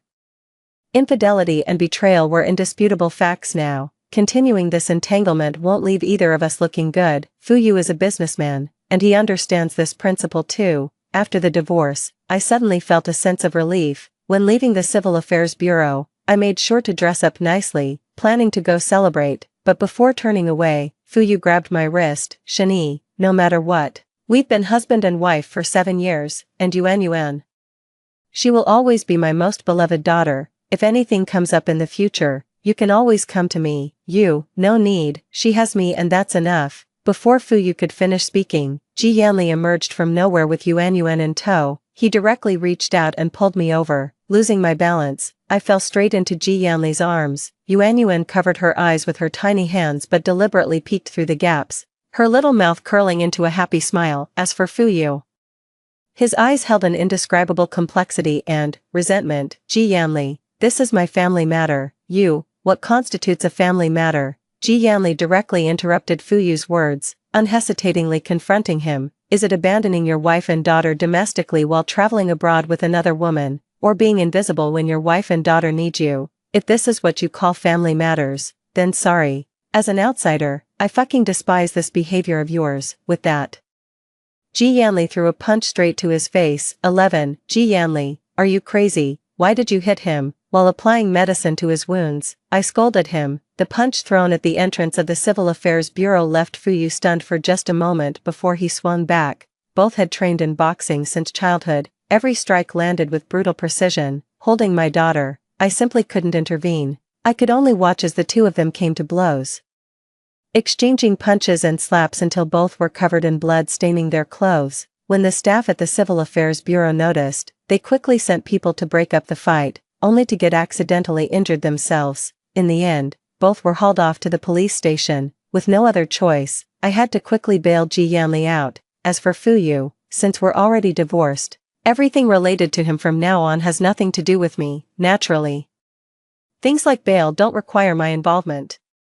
I just couldn't stand by and watch him bully you. Ji Yanli's face was bruised, with a heavy black eye from being punched in the corner of his eye. There were also bruises at the corner of his mouth, and his cheek was scraped. In short, he looked quite a mess, but Fuyu had it worse, covered in blood. Even if you can't stand it, there's no need to resort to violence. You still care about him. Ji Yanli's eyes dimmed momentarily. As I applied medicine to his wounds, I suddenly pressed harder. He yelped in pain before I spoke. I just think it's not worth dirtying your hands for someone like him. Ji Yanli resumed his previous smile and gently shook his head. No, for you, I think it's worth it. With a plop sound, the cotton swab in my hand fell to the ground. Just like before, my heart inexplicably started racing. These words sounded somewhat, I couldn't tell if it was just my imagination. So I didn't respond further, just kept my head down while wiping the wounds on his face. The air suddenly fell silent. It felt somewhat eerie. In the end, it was Ji Yanli who lost his composure first, grabbing my hand and forcing me to meet his gaze. His eyes filled with seriousness. He asked, "Shani, you do understand what I mean, don't you? Do you understand? Maybe just a little bit." But, Ji Yanli, I was married, then divorced. It took me nearly 10 years to prove I was blind and loved the wrong person. I also have a daughter. She's the most important person in my life. I will never be separated from her, nor will I let her suffer any grievances. So, do you understand what I mean? The world isn't always fair. A divorced woman with a child standing next to a successful, handsome man, everyone would say they're mismatched, and I would never let my daughter suffer any grievances. I thought my words would make Ji Yanli back off, but instead he became even more serious. So what if you've been married before? It was Fuyu who was blind, who cheated and wronged you. You never did anything to betray him. And Yuan, she's adorable. She calls me daddy. She's your daughter, and she'll also be the daughter I cherish most. No one will ever make her suffer in front of me, I promise. So, do you understand what I'm trying to say? 12. Whether I understood or not, I'm not sure. All I know is that in the end, I fled in panic, and the matter was left unresolved. Ji Yanli's words came too suddenly. I had absolutely no mental preparation. So of course I couldn't give an immediate answer. He was well aware of it, so he didn't come looking for me again in the following week. It gave me time to think. As for Fuyu, after divorcing me, he officially announced his relationship with Qingye. The two openly flaunted their affection on social media. Qingye, who had previously only pretended to unintentionally post those photos, now went all out by directly sending me various pictures privately, along with all sorts of warnings. Fuyu is now my boyfriend. Even if you have a daughter together, please know your boundaries and don't be a homewrecker. How ridiculous, I directly replied. So you do know being a homewrecker is a shameless thing. Furious with me, she chose to block me directly. That's actually for the best. In short, for the next few months, I didn't deliberately pay attention to Fuyu's situation, just focused on living my own life. Friends around me would occasionally mention them when we met. At first, they were indignant on my behalf, saying they were deliberately flaunting their relationship just to show off in front of me. Later, they said the couple started arguing over all sorts of trivial matters, quarreling incessantly, but none of this mattered to me anymore, because my heart is in turmoil right now. I still can't bring myself to respond. Ji Yanli also had to go abroad for a business trip due to urgent matters at the overseas branch, and he'll be gone for several months. Though I suspect he might be deliberately avoiding me. Because of this, Yuan couldn't eat or sleep properly for a while. Every day after kindergarten, she'd call Ji Yanli to tell him all the fun things that happened, and he would always listen attentively without ever brushing her off. Just like that, another 3 months passed. Ji Yanli returned to the country, bringing a whole suitcase of toys, all of which were Yuan's favorites. The moment he saw me, without even half a word of small talk, he got straight to the point. "Shani, I gave you 3 months to think it over. Can you give me your answer now?" I kept my head down, unable to respond for a long time. because I truly didn't know how to respond to Ji Yanli's feelings. After all, I had just emerged from a failed marriage, and I didn't know whether what awaited me next would be sunshine after the rain or another abyss. I'm afraid. I'm really afraid. 13, but I didn't hesitate for too long. I took Yuan to the mall to buy clothes, and she took out her New Year's money, saying she wanted to pick a gift for Ji Yanli, clinging to Ji Yanli, refusing to let go no matter what. In the end, the three of us had to go shopping at the mall together. As luck would have it, I happened to see Fuyu in the mall, with Qingye by his side. The two were in a children's clothing store, with Fuyu holding a beautiful little dress that looked like it was meant for Yuan. Qingye's face looked very unpleasant. She snatched the dress from Fuyu's hands and threw it violently to the ground. Even though they were several shops away, I could still clearly hear their conversation. Fuyu, get this straight, you and Shani are already divorced, the child is with her too, there's no need for you to buy clothes for Fuyuan every time we go shopping together. Qingye was furious, her beautiful face contorted with anger. The once inseparable couple now fights with such ferocity, and Fuyu, contrary to my expectations, showed no signs of concession or restraint. The deep affection I once saw in his eyes was fading bit by bit, replaced by impatience as he retorted, so what if we're divorced? Yuan will always be my daughter. If it weren't for being with you, how could Yuan have ended up without a father? Now, when I buy her some clothes, it's just my way of making it up to her. Don't be so selfish. Selfish, me? Qingye pointed at herself and suddenly burst into laughter. Fuyu, who's really the selfish one here? I was ready to give up on you, but you rushed overseas without a care, pouring out your heart about how I'm the woman you love most in this life. That's what moved me, even if it meant being labeled a homewrecker. I chose to be with you. Now that you're finally divorced, you're suddenly hung up on Shani and Yuan, sneaking looks at their photos every night behind my back. What do you take me for? Her voice was far too loud. It wasn't just me, others in the mall couldn't help but glance over, their eyes alight with gossip. Fuyu had always been one to care about appearances, seeing the gathered stares. She didn't even care about buying the dress anymore, immediately grabbing Qingye's hand to leave, but Qingye wouldn't have it, forcefully shaking off his grip and forcing him to make a choice. Fuyu, today I demand you make it clear to me, do you want to live properly with me, or do you want to remarry your ex-wife, to give your precious daughter a complete family? Make it clear, make it clear. How exactly do you want me to make it clear? I've said it 10,000 times. Shani and I are already divorced, but Yuan is still my flesh and blood after all. I can't just abandon her. Why must you put me in such a difficult position? You used to be so understanding, but now you're so selfish, forcing poor little Yuan to lose even the last shred of familial affection. The finale of this farce was Qingye slapping him hard in front of everyone. Fuyu's face turned ashen as he turned to leave, only to lock eyes with me in that instant. 14. No words were exchanged. Perhaps he himself felt ashamed. Our gazes met briefly before he turned away decisively. Without the slightest hesitation, Ji Yanli took Yuan and me to that children's clothing store, where we picked out over a dozen dresses, all of which she adored. I'll buy all these for you later. We don't need his. Ji Yanli reached out and gently pinched Yuan's cheek, making sure there was no trace of resistance in her eyes before waving his hand grandly to buy even more dresses. When I got home, I immediately spotted Fuyu sitting in the hallway, clearly having drunk alcohol. The slap mark on his face was still quite visible. Yuan had fallen asleep in my arms. I didn't let Ji Yanli see me home as he had work tomorrow and needed to rest early. I opened the door and placed Yuan in his little bed. Fuyu stood at the doorway, reeking of alcohol, his eyes fixed on me with an inexplicable look of grievance. What do you want? My voice was icy, and the grievance in his eyes grew even more pronounced. In the past, whenever I came home drunk from social engagements, you'd personally prepare ginger tea for me. You've never spoken to me in such a cold tone before. He spoke, sounding both sad and aggrieved. But the truth has proven that you only ever trampled on my kindness toward you, haven't you? Perhaps my voice was too cold. Cold enough to slightly sober his lust-clouded mind. I tried to close the door, but he pressed his hand against the frame, his eyes showing a hint of confusion. Shani, if I hadn't agreed to the divorce back then, would we still be like before, a happy family? There are no ifs in this world. If you remain who you are, there will never be a different outcome, just like a dog can never stop eating shit. Fuyu could never suppress that restless heart of his. What you can't have always stirs desire. That's why in his past life he could search for Qingye for 50 years, and in this life, because of my resolute divorce, he revealed his regret, but either way, it only makes me feel disgusted. His heart is not good, wanting everything will only lead to gaining nothing. 15. That night, Yuanyuan inexplicably developed a high fever, her entire body burning hot. She even started having convulsions. I quickly picked her up, intending to drive to the hospital.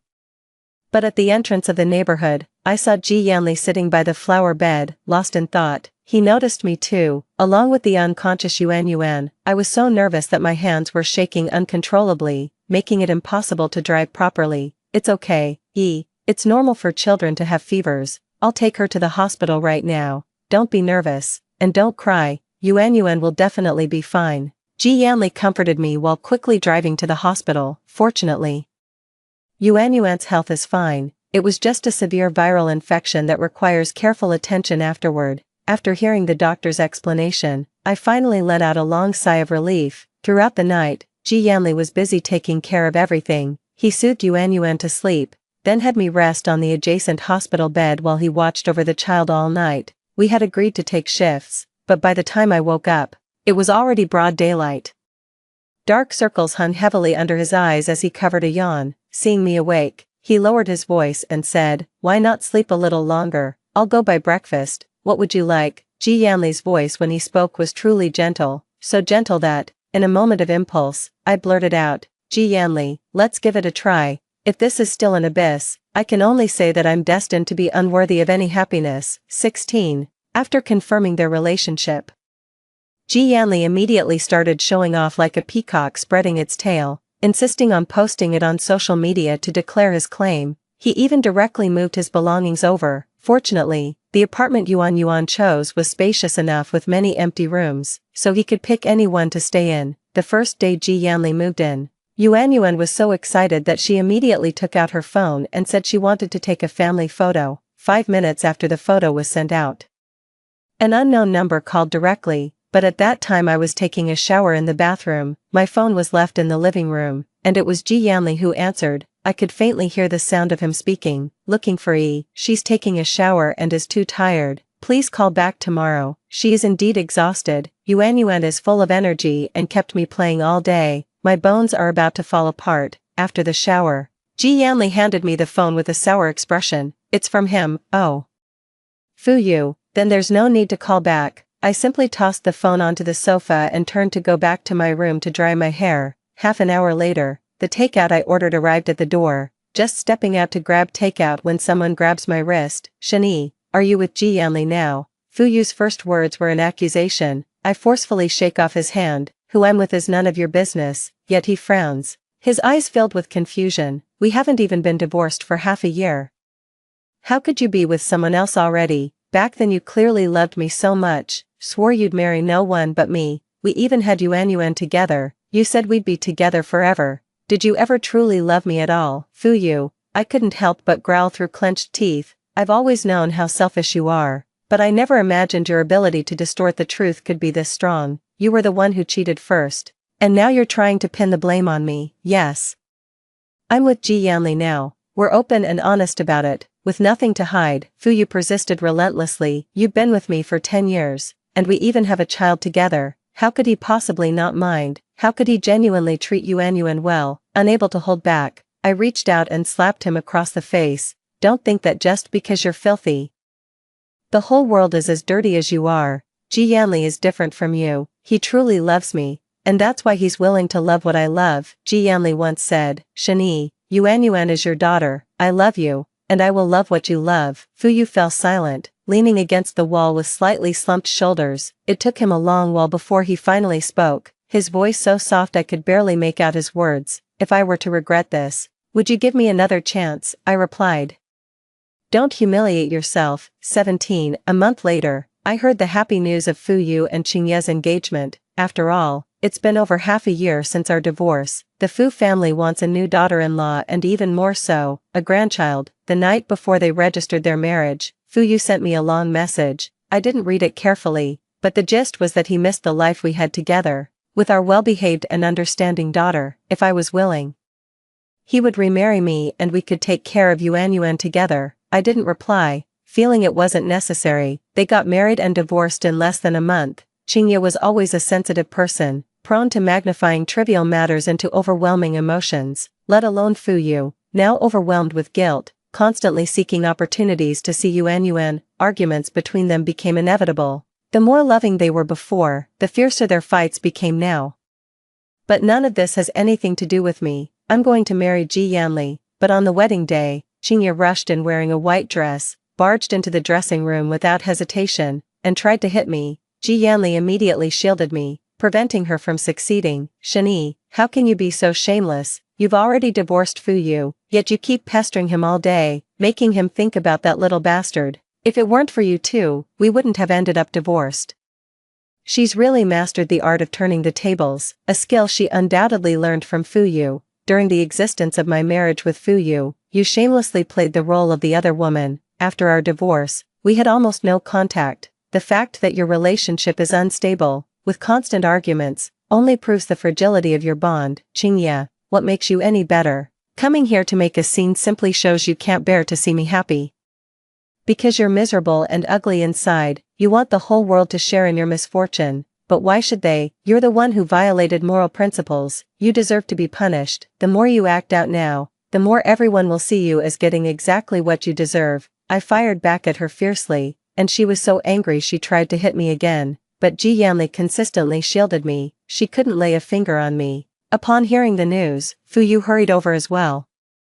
Grabbing Qingye, his impatience surfaced in his eyes. What exactly are you making a scene about? If it weren't for your constant paranoia, we wouldn't have reached this point. And now you come looking for Shani. What right do you have to seek her out? You chose to be the other woman. Don't forget that. That's some harsh scolding. Fuyu has always been this cold and heartless. Thankfully, I managed to extricate myself in time this lifetime. Otherwise, it would be truly tragic. With that, Fuyu turned to look at me. By then I had already changed into my wedding dress, becoming a beautiful bride. His eyes flickered with an unreadable emotion, as if lost in thought. Pressing his lips together with a hint of sorrow, he asked, Shani, are you really sure about this? I didn't answer, but the happy smile on my face had already answered for me. He continued, if I were to elope with you right now, would you be willing to leave with me? Ji Yanli's face turned ashen. His fists clenched tightly. If I hadn't stopped him, he would have already punched Fuyu in the face. I stepped closer and whispered, just between us, in our past life, you made me feel utterly disgusted. Now that we'd both been reborn in this lifetime, let's not cross paths again. Fuyu, are you really willing to throw away the last shred of your dignity? He froze, his eyes widening in shock. I ignored him further. The auspicious hour was approaching, and I needed to get to the wedding venue. Thus, I didn't know that after hearing my words, Ji Yanli became utterly distraught and walked out of the hotel as if he'd lost his soul. However, Qingye hadn't left. Instead, she unleashed her pent-up grievances, throwing punch after punch at him. The two of them tangled together, fighting and scuffling. By the roadside, someone lost their footing and both tumbled down the steps. An off-road vehicle sped past. However, I don't know any of this yet. Now I'm feeling a bit nervous. The gate opened, and I saw Ji Yanli standing at the end of the long corridor, smiling at me. My daughter was dressed as a little flower girl, holding my hand. She led me step by step toward Ji Yanli, toward true happiness. Fuyu side story. What if I told you I was reborn, just like in those TV dramas? Wouldn't that be a shocking thing to hear? That high fever made me remember many things. Though I was 5 years old, I carried memories of being 16. As for why it was 16, because in my past life, I only lived that long. Looking back now, that damned human trafficker sold me to a childless couple. Within a year they conceived their own child, then discarded me for not being their biological offspring. I don't remember the specific details clearly. Anyway, I was sold again, sold repeatedly several times, whether it was deliberately breaking my arms and legs to make me beg on the streets. Yet he watched coldly, as if looking at a clown. I feel really terrible. I remember where home is. Remember my parents' names, remember past happiness and warmth. I clearly remember everything, but there's no way out. Someone is watching day and night, and I can't find the slightest chance to escape. But heaven had given me one chance before. Just before being sold for the last time, I saw my father on the street. At that time, my father's face was full of exhaustion. I thought it was because of my disappearance that he had grown so haggard. He passed right by me. I shouted desperately, But he didn't recognize me. Not only did he not recognize me, but he also kicked me, saying I dirted his pants. He said, "This is a gift from Chinya to me, you little beggar, don't you dare touch me." Who is Chinya? I don't know. I just saw the missing person notice in Dad's hand. The photo and name on it weren't mine, and the person he was looking for wasn't me either. My tongue had been cut out, leaving me unable to speak. My muffled cries only earned his disgust, and the trafficker's fury. This time, my luck ran out completely. I was sold into the deep mountains as an old man's bride, 16 years old, an age as beautiful as flowers, yet she died from postpartum hemorrhage during childbirth. It hurt so much, so when I realized I had been reborn, I was truly overjoyed, yet also quite sorrowful. I know Mom never gave up on me. I also know Dad's heart belongs to another woman, but Uncle G's appearance made me feel happiness isn't so far away after all. Dad wasn't a good father, but Uncle G can give Mom the happiness she wants, and he can become my dad too. Suddenly I feel like I'm actually quite lucky. At least in this lifetime, I can still have a complete and happy family, me, Mom, and Dad, Ji Yanli. We will all be very happy. Story 2. On our third wedding anniversary, Chu Yan brought home the younger sister of his deceased brother to take care of. I didn't agree. Does your so-called care necessarily mean that she has to live in our house? Chu Yan said I was heartless. Despite my objection, he left Chen Nanyue behind. I couldn't bear it. I quarreled with him again and fell into Chen Nanyue's trap. It wasn't until Chen Nanyue and I were kidnapped at the same time, and Chu Yan only saved her, that I realized that Chu Yan, who had once said he only loved me, had already changed his heart. After being reborn, I no longer longed for Chu Yan's love. When he brought Chen Nanyue home, I smiled and said, "Sure." 1. I waited in the restaurant until 10 o'clock. When the waiter reminded me that the restaurant was about to close, I received a message on my phone. It was from Chu Yan. "Yu, I'm waiting for you at home." The moment I saw the message, my fingers curled up suddenly, then they kept trembling, my eyes turned red. I was reborn. On the night of my third wedding anniversary with Chu Yan. To celebrate, Chu Yan booked the entire restaurant and decorated it carefully. I attended in full dress, but Chu Yan didn't come. His good brother Chen Rui had a sudden accident and passed away. Before he died, he asked Chu Yan to take good care of his younger sister, Chen Nanyue. Chu Yan took it very seriously. He brought Chen Nanyue home that night.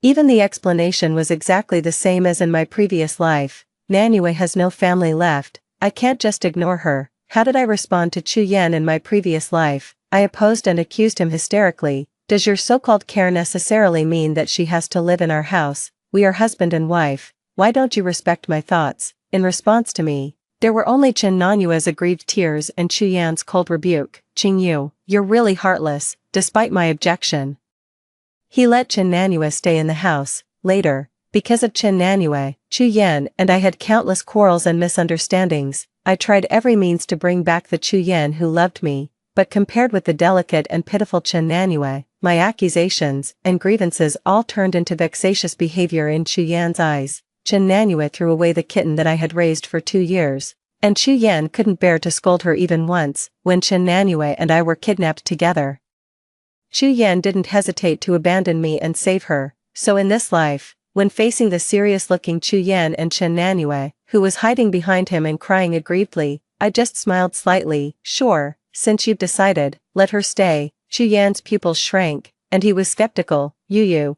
do you really agree?" I turned my head and smiled. "She's the younger sister of your good brother. It's right for you to take care of her. I'm your wife. I believe you have a sense of propriety, so why should I refuse?" Chu Yan opened his mouth but didn't say anything. I instructed the housekeeper to clean up the guest room on the first floor for Chen Nanyue. In my previous life, after having a big quarrel with me, Chu Yan deliberately went against me and let Chen Nanyue live on the second floor. Since opposition is ineffective, then I'll take the initiative. Chu Yan feels guilty towards me and won't refute me at this time. 2. That night, I didn't let Chu Yan sleep with me.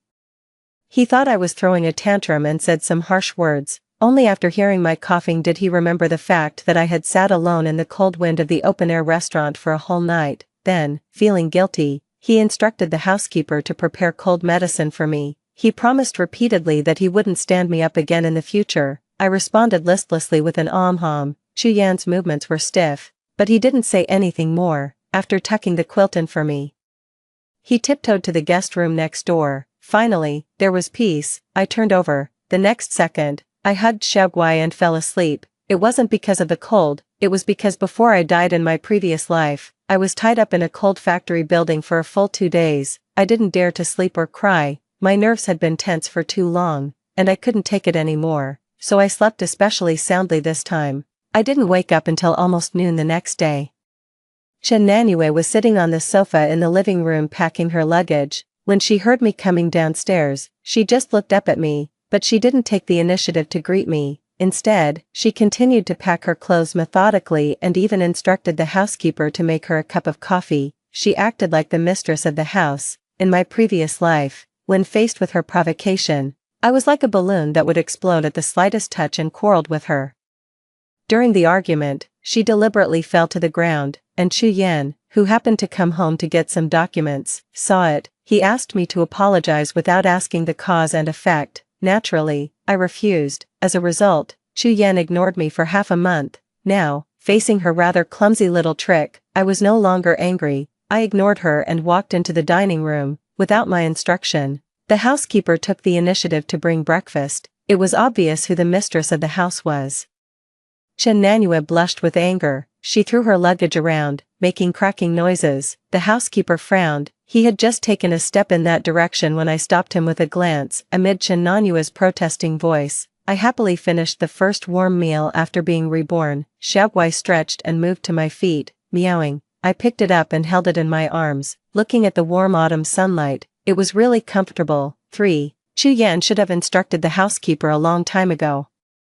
So as soon as I finished my breakfast, the housekeeper opened the door and let the staff in. She finally managed to pack up the things that Chen Nanyue had left in the living room and send them back to her room as she wished. Then she instructed the staff to place Chu Yan's gifts one by one in the living room. Top luxury jewelry, high-end customized dresses, limited edition handbags, the latest sports cars. There were a dazzling array of things. All anniversary gifts that Chu Yan had given me out of guilt. I didn't feel much about it, but Chen Nanyue was jealous. Sister Qingyu, you're really lucky to be able to marry Brother Yan. You can enjoy a luxurious life without having to do anything. I was silent for a moment and corrected her expressionlessly. No, you should envy my good birth. After all, this is how I lived before I married Chu Yan. Chen Nanyue's eyes turned red instantly. She was an illegitimate daughter of the Chen family. When she was brought back to the Chen family had already gone bankrupt. She didn't enjoy any of the glory and wealth at all, so what she cared most about was her own background. But my brother told me that girls must be independent and have their own careers. I've always remembered my brother's words and never dared to slack off for a moment. Chen Nanyue finally couldn't help it and showed her weak and scheming demeanor. She wanted to provoke me, but I just lifted my eyelids and glanced at her faintly, then nodded. That's good, then you should work harder. Seeing that I was indifferent, Chen Nanyue was furious. When she got up, she deliberately stepped on Xiaoguai's tail. It was so scared that it jumped up suddenly and knocked over the gift box that I had just opened. A clear sound rang out. I lowered my eyes. I saw the ruby jade pendant that had broken into 2 pieces on the floor. 4. When she saw the broken jade, Chen Nanyue immediately became nervous. I didn't mean to. Halfway through her words, when she caught sight of the figure entering the living room, Chen Nanyue suddenly fell onto the sofa. Ouch, this scene, as seen by Chu Yan, who had just entered the door, seemed as if I had deliberately pushed her down. He immediately ran over to help her up and sternly questioned me. What did you do? Before the words were even out, he saw the broken jade on the floor and suddenly changed his expression. How did this happen? Seeing that he was in a bad mood, Chen Nanyue began to pretend to be aggrieved and, it wasn't me. Xiaoguai just jumped up and broke it. Sister Qingyu misunderstood me just now. Her eyes were wet. She seemed aggrieved. But in fact, there was all sorts of calculation in them. Why don't I compensate Sister Qingyu with a piece of jade? My brother left me some money, and I should be able to afford it. But Chen Nanyue didn't know that this ruby jade pendant wasn't bought. It was carved by Chu Yan himself. In the first year of our marriage, Chu Yan had a car accident by accident. He stayed in the ICU for a whole week, after all medical means were used.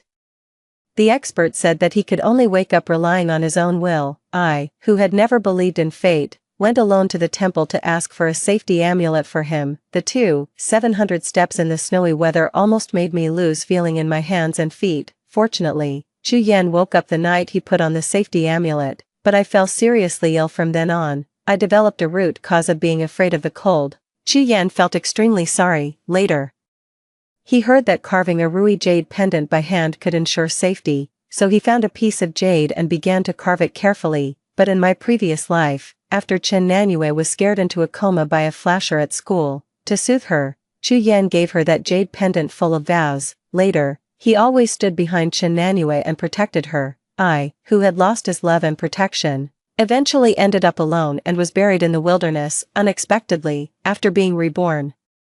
Chu Yan actually gave me the ruby jade pendant in advance out of guilt. Unfortunately, it broke before I could even touch it. It was as if it was destined by heaven. Chu Yan and I could only stand at both ends of the balance, we couldn't be together. 5. Amid Chen Nanyue's continuous explanations, Chu Yan silently picked up the broken jade. After looking at it in the palm of his hand for a while, he instructed Chen Nanyue to go back to her room first. I knew that he didn't intend to pursue the matter. Forget it, if it's broken, I'll carve another one for you. I'll use a piece of jade with a better texture than this one, okay? His overly indifferent tone made me show an incredulous expression. Chu Yan, this was carved by you for me. It was Chen Nanyue who broke it. How can you say something like, if it's broken, it's broken? He frowned slightly and said helplessly, you. She just lost her family member and lacks a sense of security. Can't you be more understanding? Then who will understand me? My chest heaved violently, my breathing became uncontrollably rapid. Chu Yan, you said that you carved the jade pendant for me to ensure my safety. I've been waiting for 2 years. How much longer do you want me to wait? Chen Nanyue was brought back by you. You believe everything she says, and you feel sorry for her even if she gets a little hurt, but she's just your brother's sister. I'm your wife. Why do you always wrong me and forgive her? What did I do wrong that deserves you treating me like this? Chu Yan, the jade is broken. It can't protect me anymore. Can I still believe in you and rely on you? After the words fell, my eyes were already filled with tears. An expression of endless regret flashed across Chu Yan's face. He hugged me tightly and coaxed me in a low voice. Of course you can believe in me. I'll always protect you. You know how much I love you. In Chu Yan's arms, I gradually opened my eyes. My breathing calmed down, and my tears had dried up. I met Chen Nanyue's vicious and jealous gaze in the distance. I curled my lips slightly. Chu Yan used to love me, but after Chen Nanyue appeared, that love gradually changed. In the past, I always couldn't figure out why Chu Yan would change his heart. Now I don't want to pursue it anymore. A man who has changed his heart, even if it's just a little bit, will be like a rotten apple inside. In the end, he will be extremely ugly. I will abandon Chu Yan when he loves me the most and feels the most guilty towards me. Everything that Chen Nanyue has tried so hard to get will be destroyed by me. Neither the scumbag nor the mistress deserves to be forgiven. 6. Out of guilt, Chu Yan has been treating me very well recently. He has shown meticulous care and protection, as if we were back in the period of our passionate love. But this kind of intimacy will automatically give way when Chen Nanyue appears. At lunch, Chen Nanyue held a few grains of rice and hesitated to speak. I pretended not to see it, but Chu Yan couldn't help but feel sorry for her. What's wrong? Chen Nanyue was like a little rabbit. After taking a look at me, she retracted her neck and shook her head vigorously. It's nothing. As if I had bullied her. Chu Yan looked unhappy. Just say it if you have something to say. You don't have to worry about it. Only then did Chen Nanyue put down her chopsticks and look at Chu Yan expectantly.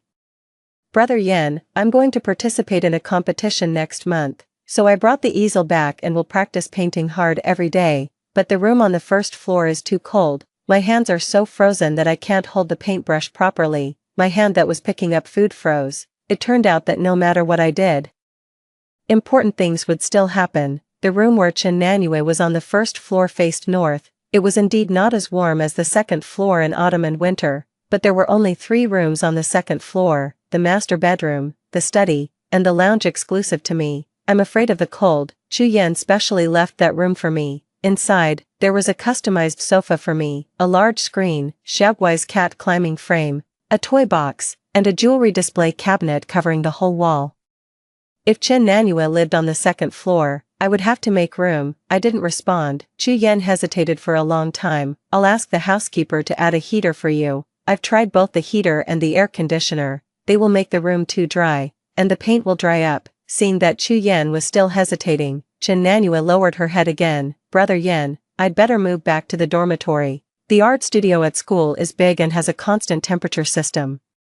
I don't want to trouble you and Sister Qingyu. These words completely reminded Chu Yan of his promise to his deceased brother. He put down his chopsticks, sat up straight, and looked at me. Yu, give up the lounge. After this winter passes, I'll have someone lay floor heating in Nanyua's room and then let her move back. I was a bit dazed, but Chu Yan, I'm also afraid of the cold. Chu Yan frowned and looked somewhat impatient. It's just for one winter, you can endure it. When you're cold, you can go to the greenhouse on the third floor or bask in the sun on the balcony of the bedroom. Chenrui said that Nanyue was bullied at school, and I can't let her go back to school, although I had already guessed that he would do this, but when it actually happened, I still felt disgusted and uncomfortable. Chu Yan already had Chen Nanyue in his heart and eyes. He didn't care at all that I would also be cold and get sick. I took a deep breath and tried my best to soften my voice. Okay. Then move. 7. Chen Nanyue doesn't like small animals. In my previous life, not long after she moved into the second floor, she deliberately opened the window and let Xiaoguai go. She pretended not to know about it all day long. It wasn't until I got home at night and couldn't find Xiaoguai that I checked the surveillance and found that it had entered Chen Nanyue's room and never came out again. Only after I questioned her repeatedly did Chen Nanyue cry and say sorry. I just accidentally didn't close the window. I didn't expect it to get lost. I didn't have time to pay attention to Chen Nanyue and immediately went out to look for the cat. Chu Yan accompanied me to look for it all night. It wasn't until early the next morning that we found its cold body on the road next to the villa area. After returning to the villa, I beat and scolded Chen Nanyue like crazy. She hid behind Chu Yan, crying pitifully. Chu Yan started to protect her. Later, he pushed me away impatiently. Enough, the cat is already dead. It's no use beating and scolding her anymore. I looked at Chu Yan in disbelief. I couldn't understand how he could say such cold words when he had raised Xiaoguai with me for 2 years, but he didn't blame Chen Nanyue at all. Only now did I realize that since he didn't even care about me, how could he care about a cat? I didn't dare to take the risk. So that afternoon, I sent Xiaoguai to Qingfan's house. Qingfan is my parents' adopted son. Now he is the person in charge of the Qing Corporation. When I showed up carrying 2 big bags of pet supplies, he looked worried. Did you two have a fight? Even if you had a fight, it shouldn't be you who runs away from home, right? I sighed. We didn't have a fight, but I'm going to get a divorce. 8. Did Chu Yan hit you? Qingfan suddenly raised his voice, scaring Xiaoguai, which had just poked its head out, back into the carrier. No, brother. While soothing Xiaoguai, I briefly told him the key points about Chen Nanyue. I was definitely going to get a divorce. It's just that there are many interests involved between the Qing and Chu companies, and getting a divorce is not an easy thing. Since I was reborn, I have been preparing the procedures and documents for the divorce, trying my best to minimize the losses to the Qing Corporation. I came to see Qingfan today to ask him to be prepared in advance. After listening to me, Qingfan's face turned cold. You don't have to wrong yourself for the company. I'll back you up. Get a divorce, and do it as soon as possible. Looking at Qingfan's cold and stern side profile, I felt a complex mix of emotions in my heart. Suddenly, I hugged his arm. Thank you, brother. Qingfan stiffened for a moment, and then he smiled and patted my head. There's no need to thank me. Leaning against Qingfan's shoulder, I wiped away my tears when he couldn't see. In my previous life, after I was kidnapped, Chu Yan refused to save me. Nanyue only has me. You still have Qingfan, and he will save you. But Qingfan had a car accident on the way to save me. I watched helplessly as his car fell off a cliff, and his life or death was unknown. At that moment, my remaining will to live was shattered. Even when the dagger pierced my chest, I didn't feel any pain. Since God has given me a chance to start over, I will never let the old things happen again. I not only want to save myself, I also want to save Qingfan. 9. A month later, Chen Nanyue's painting won an award. She gave the painting to Chu Yan. She also asked him to hang it in the study so that he could see her achievement every day. Chu Yan looked at her with doting eyes and readily agreed. A week later, when Chen Nanyue came back with the painting, I was just about to go out. When we passed each other on the stairs, she suddenly spoke. You clearly see that Brother Yan doesn't like you anymore. Why don't you leave him? Chen Nanyue in front of me had a vicious look in her eyes. Where was the innocent and lively appearance of a girl? I didn't show much emotion and looked straight into her eyes. Since you like Chu Yan, why don't you dare to confess your love? Are you afraid that others will scold you for being a mistress? The one who is not loved is the mistress. Chen Nanue rolled her eyes recklessly and provocatively glanced at my belly. You can't have children anymore. Brother Yen won't be with you for the rest of his life. You'd better leave voluntarily and don't be so oblivious and annoying. My eyes darkened. I did leave a root cause of illness when I went to ask for a safety amulet for Chu Yen that winter. The doctor said that my body had been affected by the cold and needed to be well nourished, otherwise it would be difficult to conceive. Over the years, I have never stopped taking medicine for conditioning, but I still haven't gotten pregnant. Chu Yen has never complained to me. I didn't know that he minded it so much, and he even told my privacy to Chen Nanue as a joke. I took a deep breath, but I couldn't hold back my anger anymore. I simply raised my foot and kicked Chen Nanue's painting down the stairs. The wooden frame of the painting fell to the floor with a bang. The canvas was hooked on the railing and tore a long crack. Chen Nanue's eyes turned red instantly, and she raised her hand to fight with me, but she was half a head shorter than me, and she didn't have the habit of keeping fit like me. I quickly distanced myself from her and pushed her aside. Hiss! Chen Nanue hit the wall. When she got up, her entire right arm hung down in an unnatural posture. My arm is broken, it hurts so much. My arm is broken. I watched coldly as Chen Nanue held her arm and screamed and cried in pain. I didn't feel any pity in my heart. I cursed, "You deserve it," and then left without looking back. 10. On this day, Chu Yen called me 18 times and sent dozens of WeChat messages. I ignored all of them. It wasn't until I got home at night that I found that Chu Yen had sent away the housekeeper and the servants. In the huge living room, I stood alone on the opposite side of Chu Yen and Chen Nanue.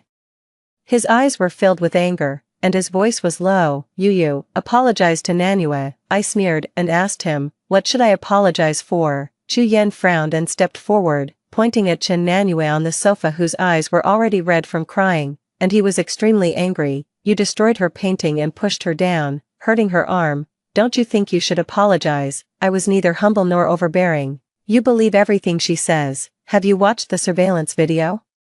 When the situation was tense, Chen Nanue suddenly spoke. "The surveillance video is broken." She looked at me triumphantly, as if she was certain that I would apologize to her under Chu Yan's coercion, but she was wrong. I already knew that the surveillance video had been secretly damaged by Chu Yan, so I was even more fearless. Facing Chen Nanue's confident gaze, I slowly opened my mouth. "Chen Nanue, after you found out that the surveillance video was broken, you pretended to be aggrieved and thought that Chu Yan would believe whatever you said, right? But let me guess, you didn't tell him why we had the argument, did you?" Chen Nanue trembled. Just as she was about to defend herself, she heard Chu Yan's impatient voice. "You don't need to scare her. Apologize to her." I looked at Chu Yan with a cold expression and squinted my eyes slightly. "Chu Yan, why don't you ask the cause and effect? Why do you believe everything she says? She provoked me first. You should ask her properly." Chu Yan raised his voice, his eyes full of disbelief. "Qingyu, do you mean to say that she deliberately provoked you, so she deserved to get hurt? Open your eyes and look. That was the painting she stayed up all night to paint for a whole month. She wouldn't throw it away. She's a painter. How could she risk her future and dislocate her entire arm? You made her get hurt. Is it so difficult for you to apologize voluntarily?" I took a deep breath and stared at Chu Yan, enunciating each word clearly. "Then, is it my fault that I froze for several hours in the snowy weather to save you and almost lost my ability to have children?" 11. Chu Yan's face turned pale. "What did you say?" I exhaled and pointed at Chen Nanue on the sofa with a wronged expression. "Chu Yan, she said that you don't love me anymore. She said that I can't have children. And it's shameless for me to stay by your side, but this is my privacy. If you didn't tell her yourself, how could she know?" A look of regret and uneasiness flashed in Chu Yan's eyes. He didn't dare to look me in the eye. He just hung his head and lowered his voice. "Yu, it's my fault. I'm sorry." After a long silence, Chu Yan raised his head again. "But one thing is one thing. I apologize to you, and you should also apologize to Nanue. After all, you hurt her more deeply and almost ruined her future." What Chu Yan wanted to say was, "Chen Nanue just told the truth." But I almost made her unable to hold a paintbrush again. How ridiculous. He was my husband, but he didn't care about my situation at all and didn't care that the gossip would hurt me. Chen Nanue had already filled his heart completely, making him betray me and hurt me as a matter of course. Fortunately, I don't love Chu Yan anymore. I don't feel any pain at all, just nausea. Looking at his righteous accusation, I didn't hesitate to take out the documents and throw them on the table. "Stop explaining, Chu Yan. You might as well just say straightforwardly that you don't love me anymore. Since you don't love me, there's no need for us to be tied together. We're getting a divorce." Looking at the cold words, divorce agreement on the cover of the document, Chu Yan's face changed. "Qingyu, if you have any doubts, I can explain, but I didn't cheat. I won't agree to the divorce." I tilted my head slightly and looked at Chu Yan, who was suppressing his anger and pretending to be calm. Suddenly, I laughed, then asked Chen Nanyue to move out and swear that you will never see her again in this life. "Can you do it? What on earth are you making a fuss about? You know that Chen Rui is my best brother. How can I let down his entrustment? Is it just because of Chen Rui?" Chu Yan seemed to deflate suddenly, his eyes dodged. He wanted to explain but didn't know how to start. This scene made me feel extremely ironic. "Stop deceiving yourself, Chu Yan. It's already unclear why you let a girl who has no blood relationship with you and no proper status live in your house. This is a modern society. You can't think of controlling two women at the same time. I don't want to be humiliated with you anymore. You have no choice. I must get a divorce." 12. That night, I left the divorce agreement and left. In the following week, Chu Yan didn't send me any messages.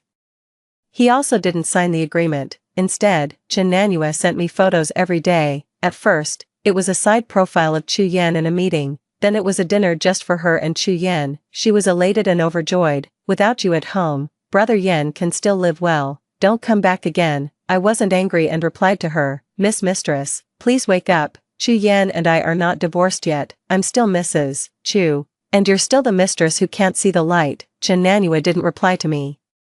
That night, she sent me another photo. It was a photo of Chu Yan's chest covered with hickey marks on the bed in the master bedroom. "You won't be Mrs. Chu soon." I didn't reply. I sent this photo together with the video I had saved before to Chu Yan. That video was taken on the night I went on vacation in Haicheng. Chu Yan was drunk and pressed Chen Nanyue against the sofa and kissed her deeply. He thought that by deleting the video and destroying the monitoring device after he sobered up, he could completely destroy the evidence and hide this matter. But he didn't know that after I was reborn, I made a real-time backup of the home surveillance video. I know everything clearly about what Chu Yan and Chen Nanyue did at home. 13.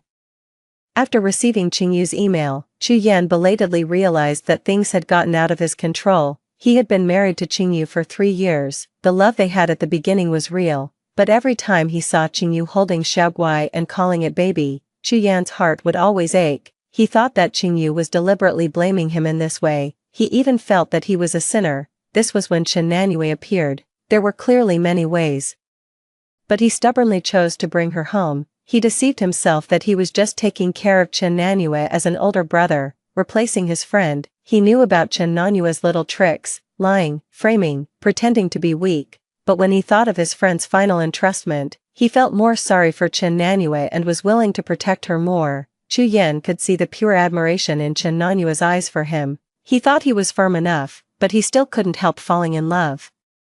He was scared and turned off the home video, trying to soothe his restless heart because of his infidelity in this way. But after seeing Qingyu's email, he realized his stupidity. Qingyu had already discovered it, but she endured it and didn't want to have a falling out with him. If it weren't for Chen Nanyue's deliberate provocation, maybe Qingyu wouldn't have erupted at all. This marriage could still be maintained. It was all Chen Nanyue's fault. Chu Yan regretted it and thought that if he had been more careful, if he had restricted Chen Nanyue more, it would have been better. But why? Qingyu, who climbed the mountain in the snowy weather to ask for a safety amulet for him, just because of this little problem, she suddenly didn't love him anymore. It must be that Qingyu had also changed her heart, so the divorce wasn't his fault alone. 14. Chu Yan asked me to meet him in a coffee shop not far from the Qing Corporation building. When he saw me, he was a little nervous and quickly avoided my gaze. "I'm sorry," I didn't say anything and waited for him to continue. After a long time, he raised his head and looked at me nervously. "I will ask Nanyue to move out of the house. She is Chen Rui's only relative. I will give her a sum of money to ensure that she has no worries for the rest of her life. I promise that I will never contact her again, if I do this. Can you forgive me?"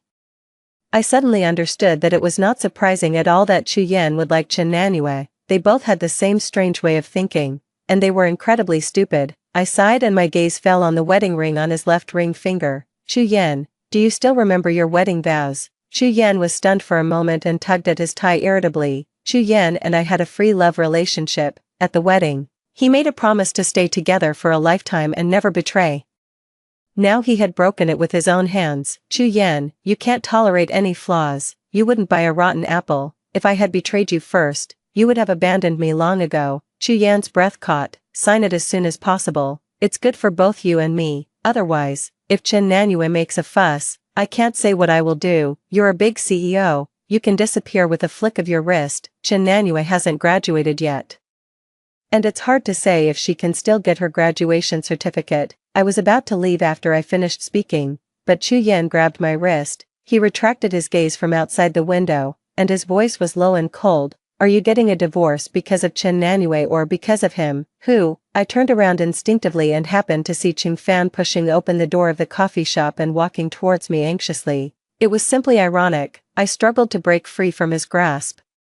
I slapped Chu Yan with all my strength. Chu Yan, don't think that everyone is as disgusting as you. Then I turned around and happened to be protected in Ching Fan's arms, who had come late. He gave Chu Yan a deep look. He protected me and quickly left under his hateful gaze. 2 days later, I received the divorce agreement signed by Chu Yan. That afternoon, I led a professional moving team back to the villa where I had lived for 3 years and moved out all the things that belonged to me. From the expensive high-end customized dresses and jewelry, to the plastic refrigerator magnets bought at a roadside stall, I would rather take them back and throw them away than leave them for Chu Yan and Chen Nanyue. Later, the housekeeper told me that when Chen Nanyue went back in the evening and saw the living room that looked as if it had been robbed, as well as the empty jewelry cabinet and wardrobe, she let out an earth-shattering scream. She felt wronged. She sat on the sofa crying, waiting for Chu Yan to come back. However, I don't know if Chu Yan did it on purpose, but he actually went on a business trip temporarily and didn't come home for a whole week. Not long after the divorce, I moved into a new home in Nanjing with Xiaoguai. When I was lying in the rocking chair with Xiaoguai in my arms, basking in the sun, Ching Fan came out of the kitchen wearing an apron. He served me a bowl of soup that had been slowly simmered over a low fire for 3 hours. Just one sip made me feel that it was incredibly delicious. Looking at Ching Fan's back as he helped me organize the bookshelf in the distance, I suddenly remembered the words Chu Yan had said in the coffee shop. I couldn't help but fall into deep thought. When my parents found Ching Fan back then, he was still a baby in swaddling clothes. Since they couldn't find his relatives after several months of reporting to the police and they couldn't bear to send him to an orphanage to suffer, they adopted him and have treated him like their own ever since. There was the character Fan embroidered on his saliva towel, so my parents named him Ching Fan. In Ching Fan's first year of senior high school, the Fan family in Haicheng came to look for him. They said he was the youngest son of the Fan family in Haicheng. That winter, Ching Fan refused to leave for Haicheng. He insisted on spending the spring festival with us at home before leaving. He was gone for 6 years. The day he came back happened to be my engagement banquet with Chu Yan. Looking at my brother whom I hadn't seen for years and who seemed a bit unfamiliar, I really wanted to hold his arm, but I didn't dare to get close. My parents had long planned to retire and travel around the world. Unfortunately, I didn't like running the company, so they had never been able to fulfill their wish. After learning that Ching Fan wouldn't leave, they completely became hands-off managers and handed over the company and me to Ching Fan. In the following years, I gradually regained the closeness I had with Ching Fan when we were children. He was very good to me. He doted on me and indulged me, and he would even risk his life for me. I had never thought that Ching Fan would have feelings for me that were different from those of a brother and sister. After all, he was the most favored youngest son of a century-old prestigious family, and there was no need for him to like me while facing all the gossip. However, those words of Chu Yan's really did make me feel troubled. After thinking for a while, I pretended to be cheerful and said, "Brother, your cooking skills are so good, it would be a pity if you don't find someone to appreciate them." Ching Fan didn't raise his head, and his voice was tired. "Didn't you just appreciate it?" "But I can't appreciate it every day. You're half a year older than me. It's time for you to find a girlfriend." Before I could finish my sentence, Ching Fan gave me a cold look. I immediately lowered my head, and my voice became softer and softer. Seeing my cowardly appearance, Ching Fan sighed. "You just ended a marriage and now you're urging me to get married, Ching Yu. Are you serious?" I pursed my lips and whispered in defense, "I just hope you can be happy." "I will be happy." From a long distance away, Ching Fan looked straight at me. "You don't need to test me. I have my own plans. I will be happy, but it's not the time yet." After saying that, He averted his gaze and turned back into the kitchen. I blinked a few times and suddenly felt a complex mix of emotions. I silently complained to Xiao Guai, "He's really hard to understand." 16. In the second month after the divorce, I had already adapted to the independent life with just me and the cat. Ching Fan would occasionally come to bring food, but he maintained a frequency that didn't disturb or interfere. It was as if nothing had happened that afternoon. In contrast, Chu Yan didn't have a good time. Since we lived in the same social circle, even if I didn't actively inquire, I could still know something about his news. After he came back from his business trip, he gave Chen Nanyue a sum of money and asked her to move out of the house. Chen Nanyue refused and threw a huge tantrum at him.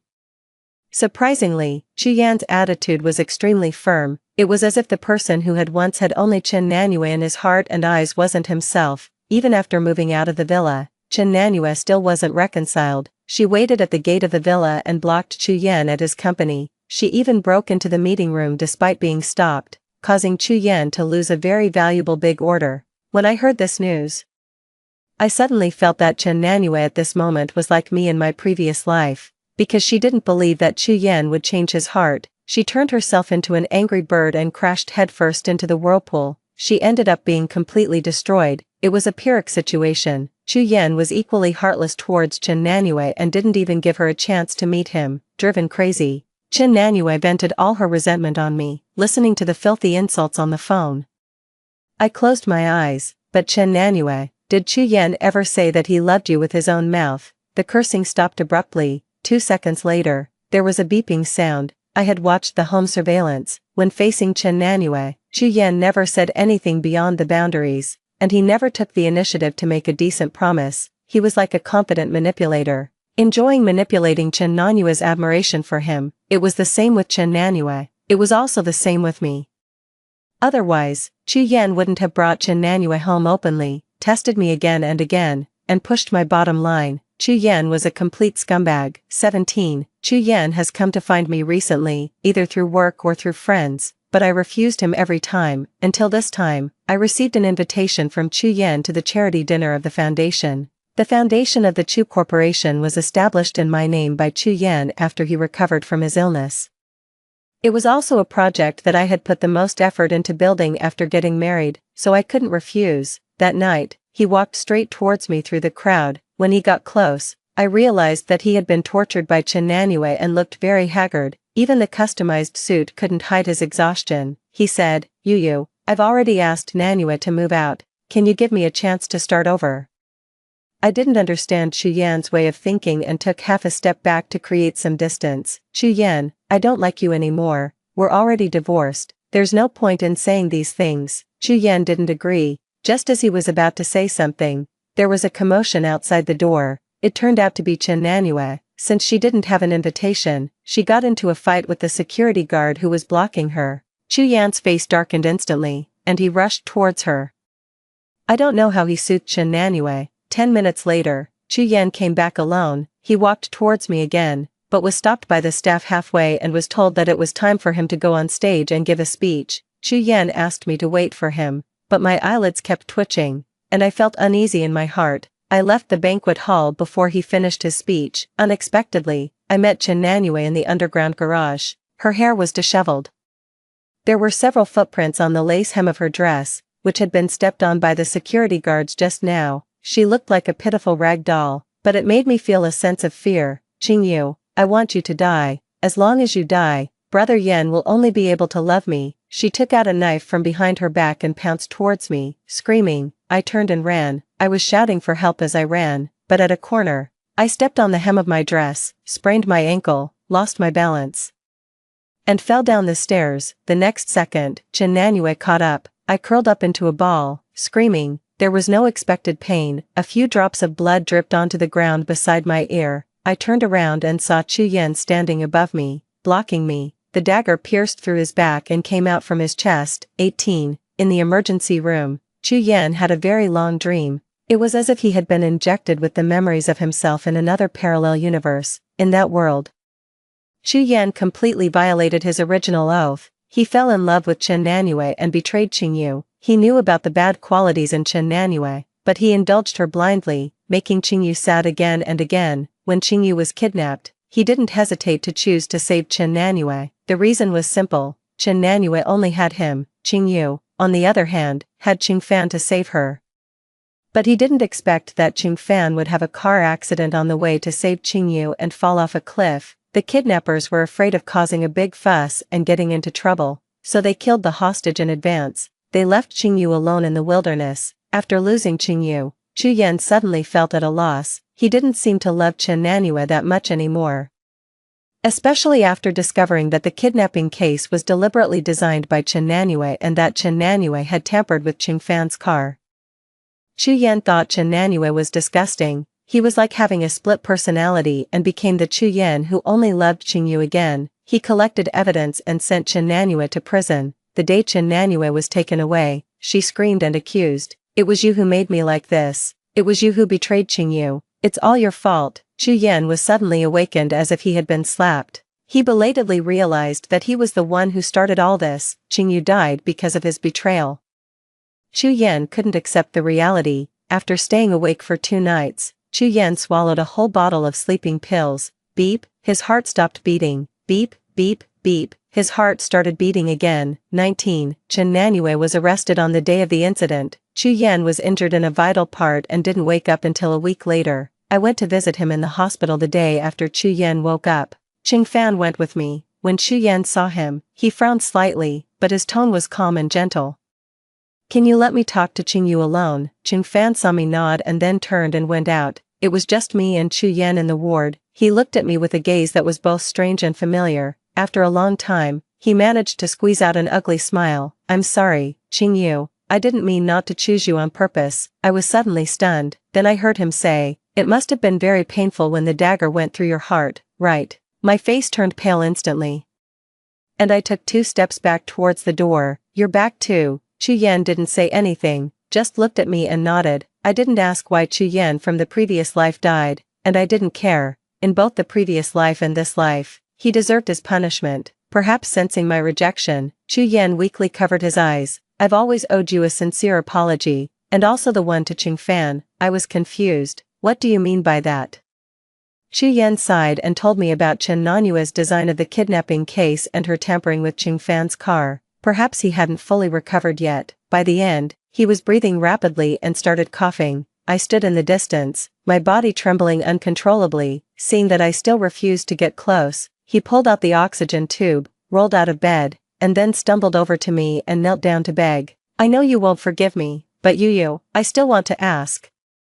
If I hadn't brought Chen Nanyue home, would we not have ended up like this?" He was still evading responsibility and pushing all the consequences onto Chen Nanyue. I felt as if there was a heavy weight on my chest, making it hard to breathe, but I forced myself to stay calm. I pushed his hand away. "There are no ifs." Then I ignored Chu Yan, who was lying on the ground unable to get up, and immediately opened the door and left. I found Qing Fan at the end of the corridor.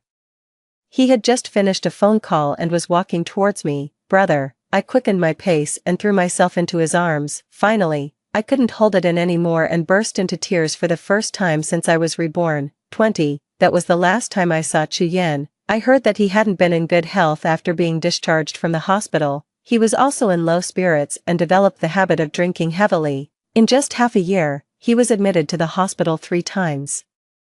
When the waiter reminded me that the restaurant was about to close, I received a message on my phone. All these things had nothing to do with me anymore. Qing Fan picked up a little calico cat downstairs from the company. He was afraid that he couldn't take good care of the kitten, so he brought it over and asked me to raise it with him. He would come to take a look from time to time, bringing toys and cat food. He would also bring my favorite snacks and cook special meals for me. He always took care of me just right. He didn't make me feel the slightest bit of discomfort or rejection. He didn't force me to give an answer, and he also didn't take that step for a long time. Some things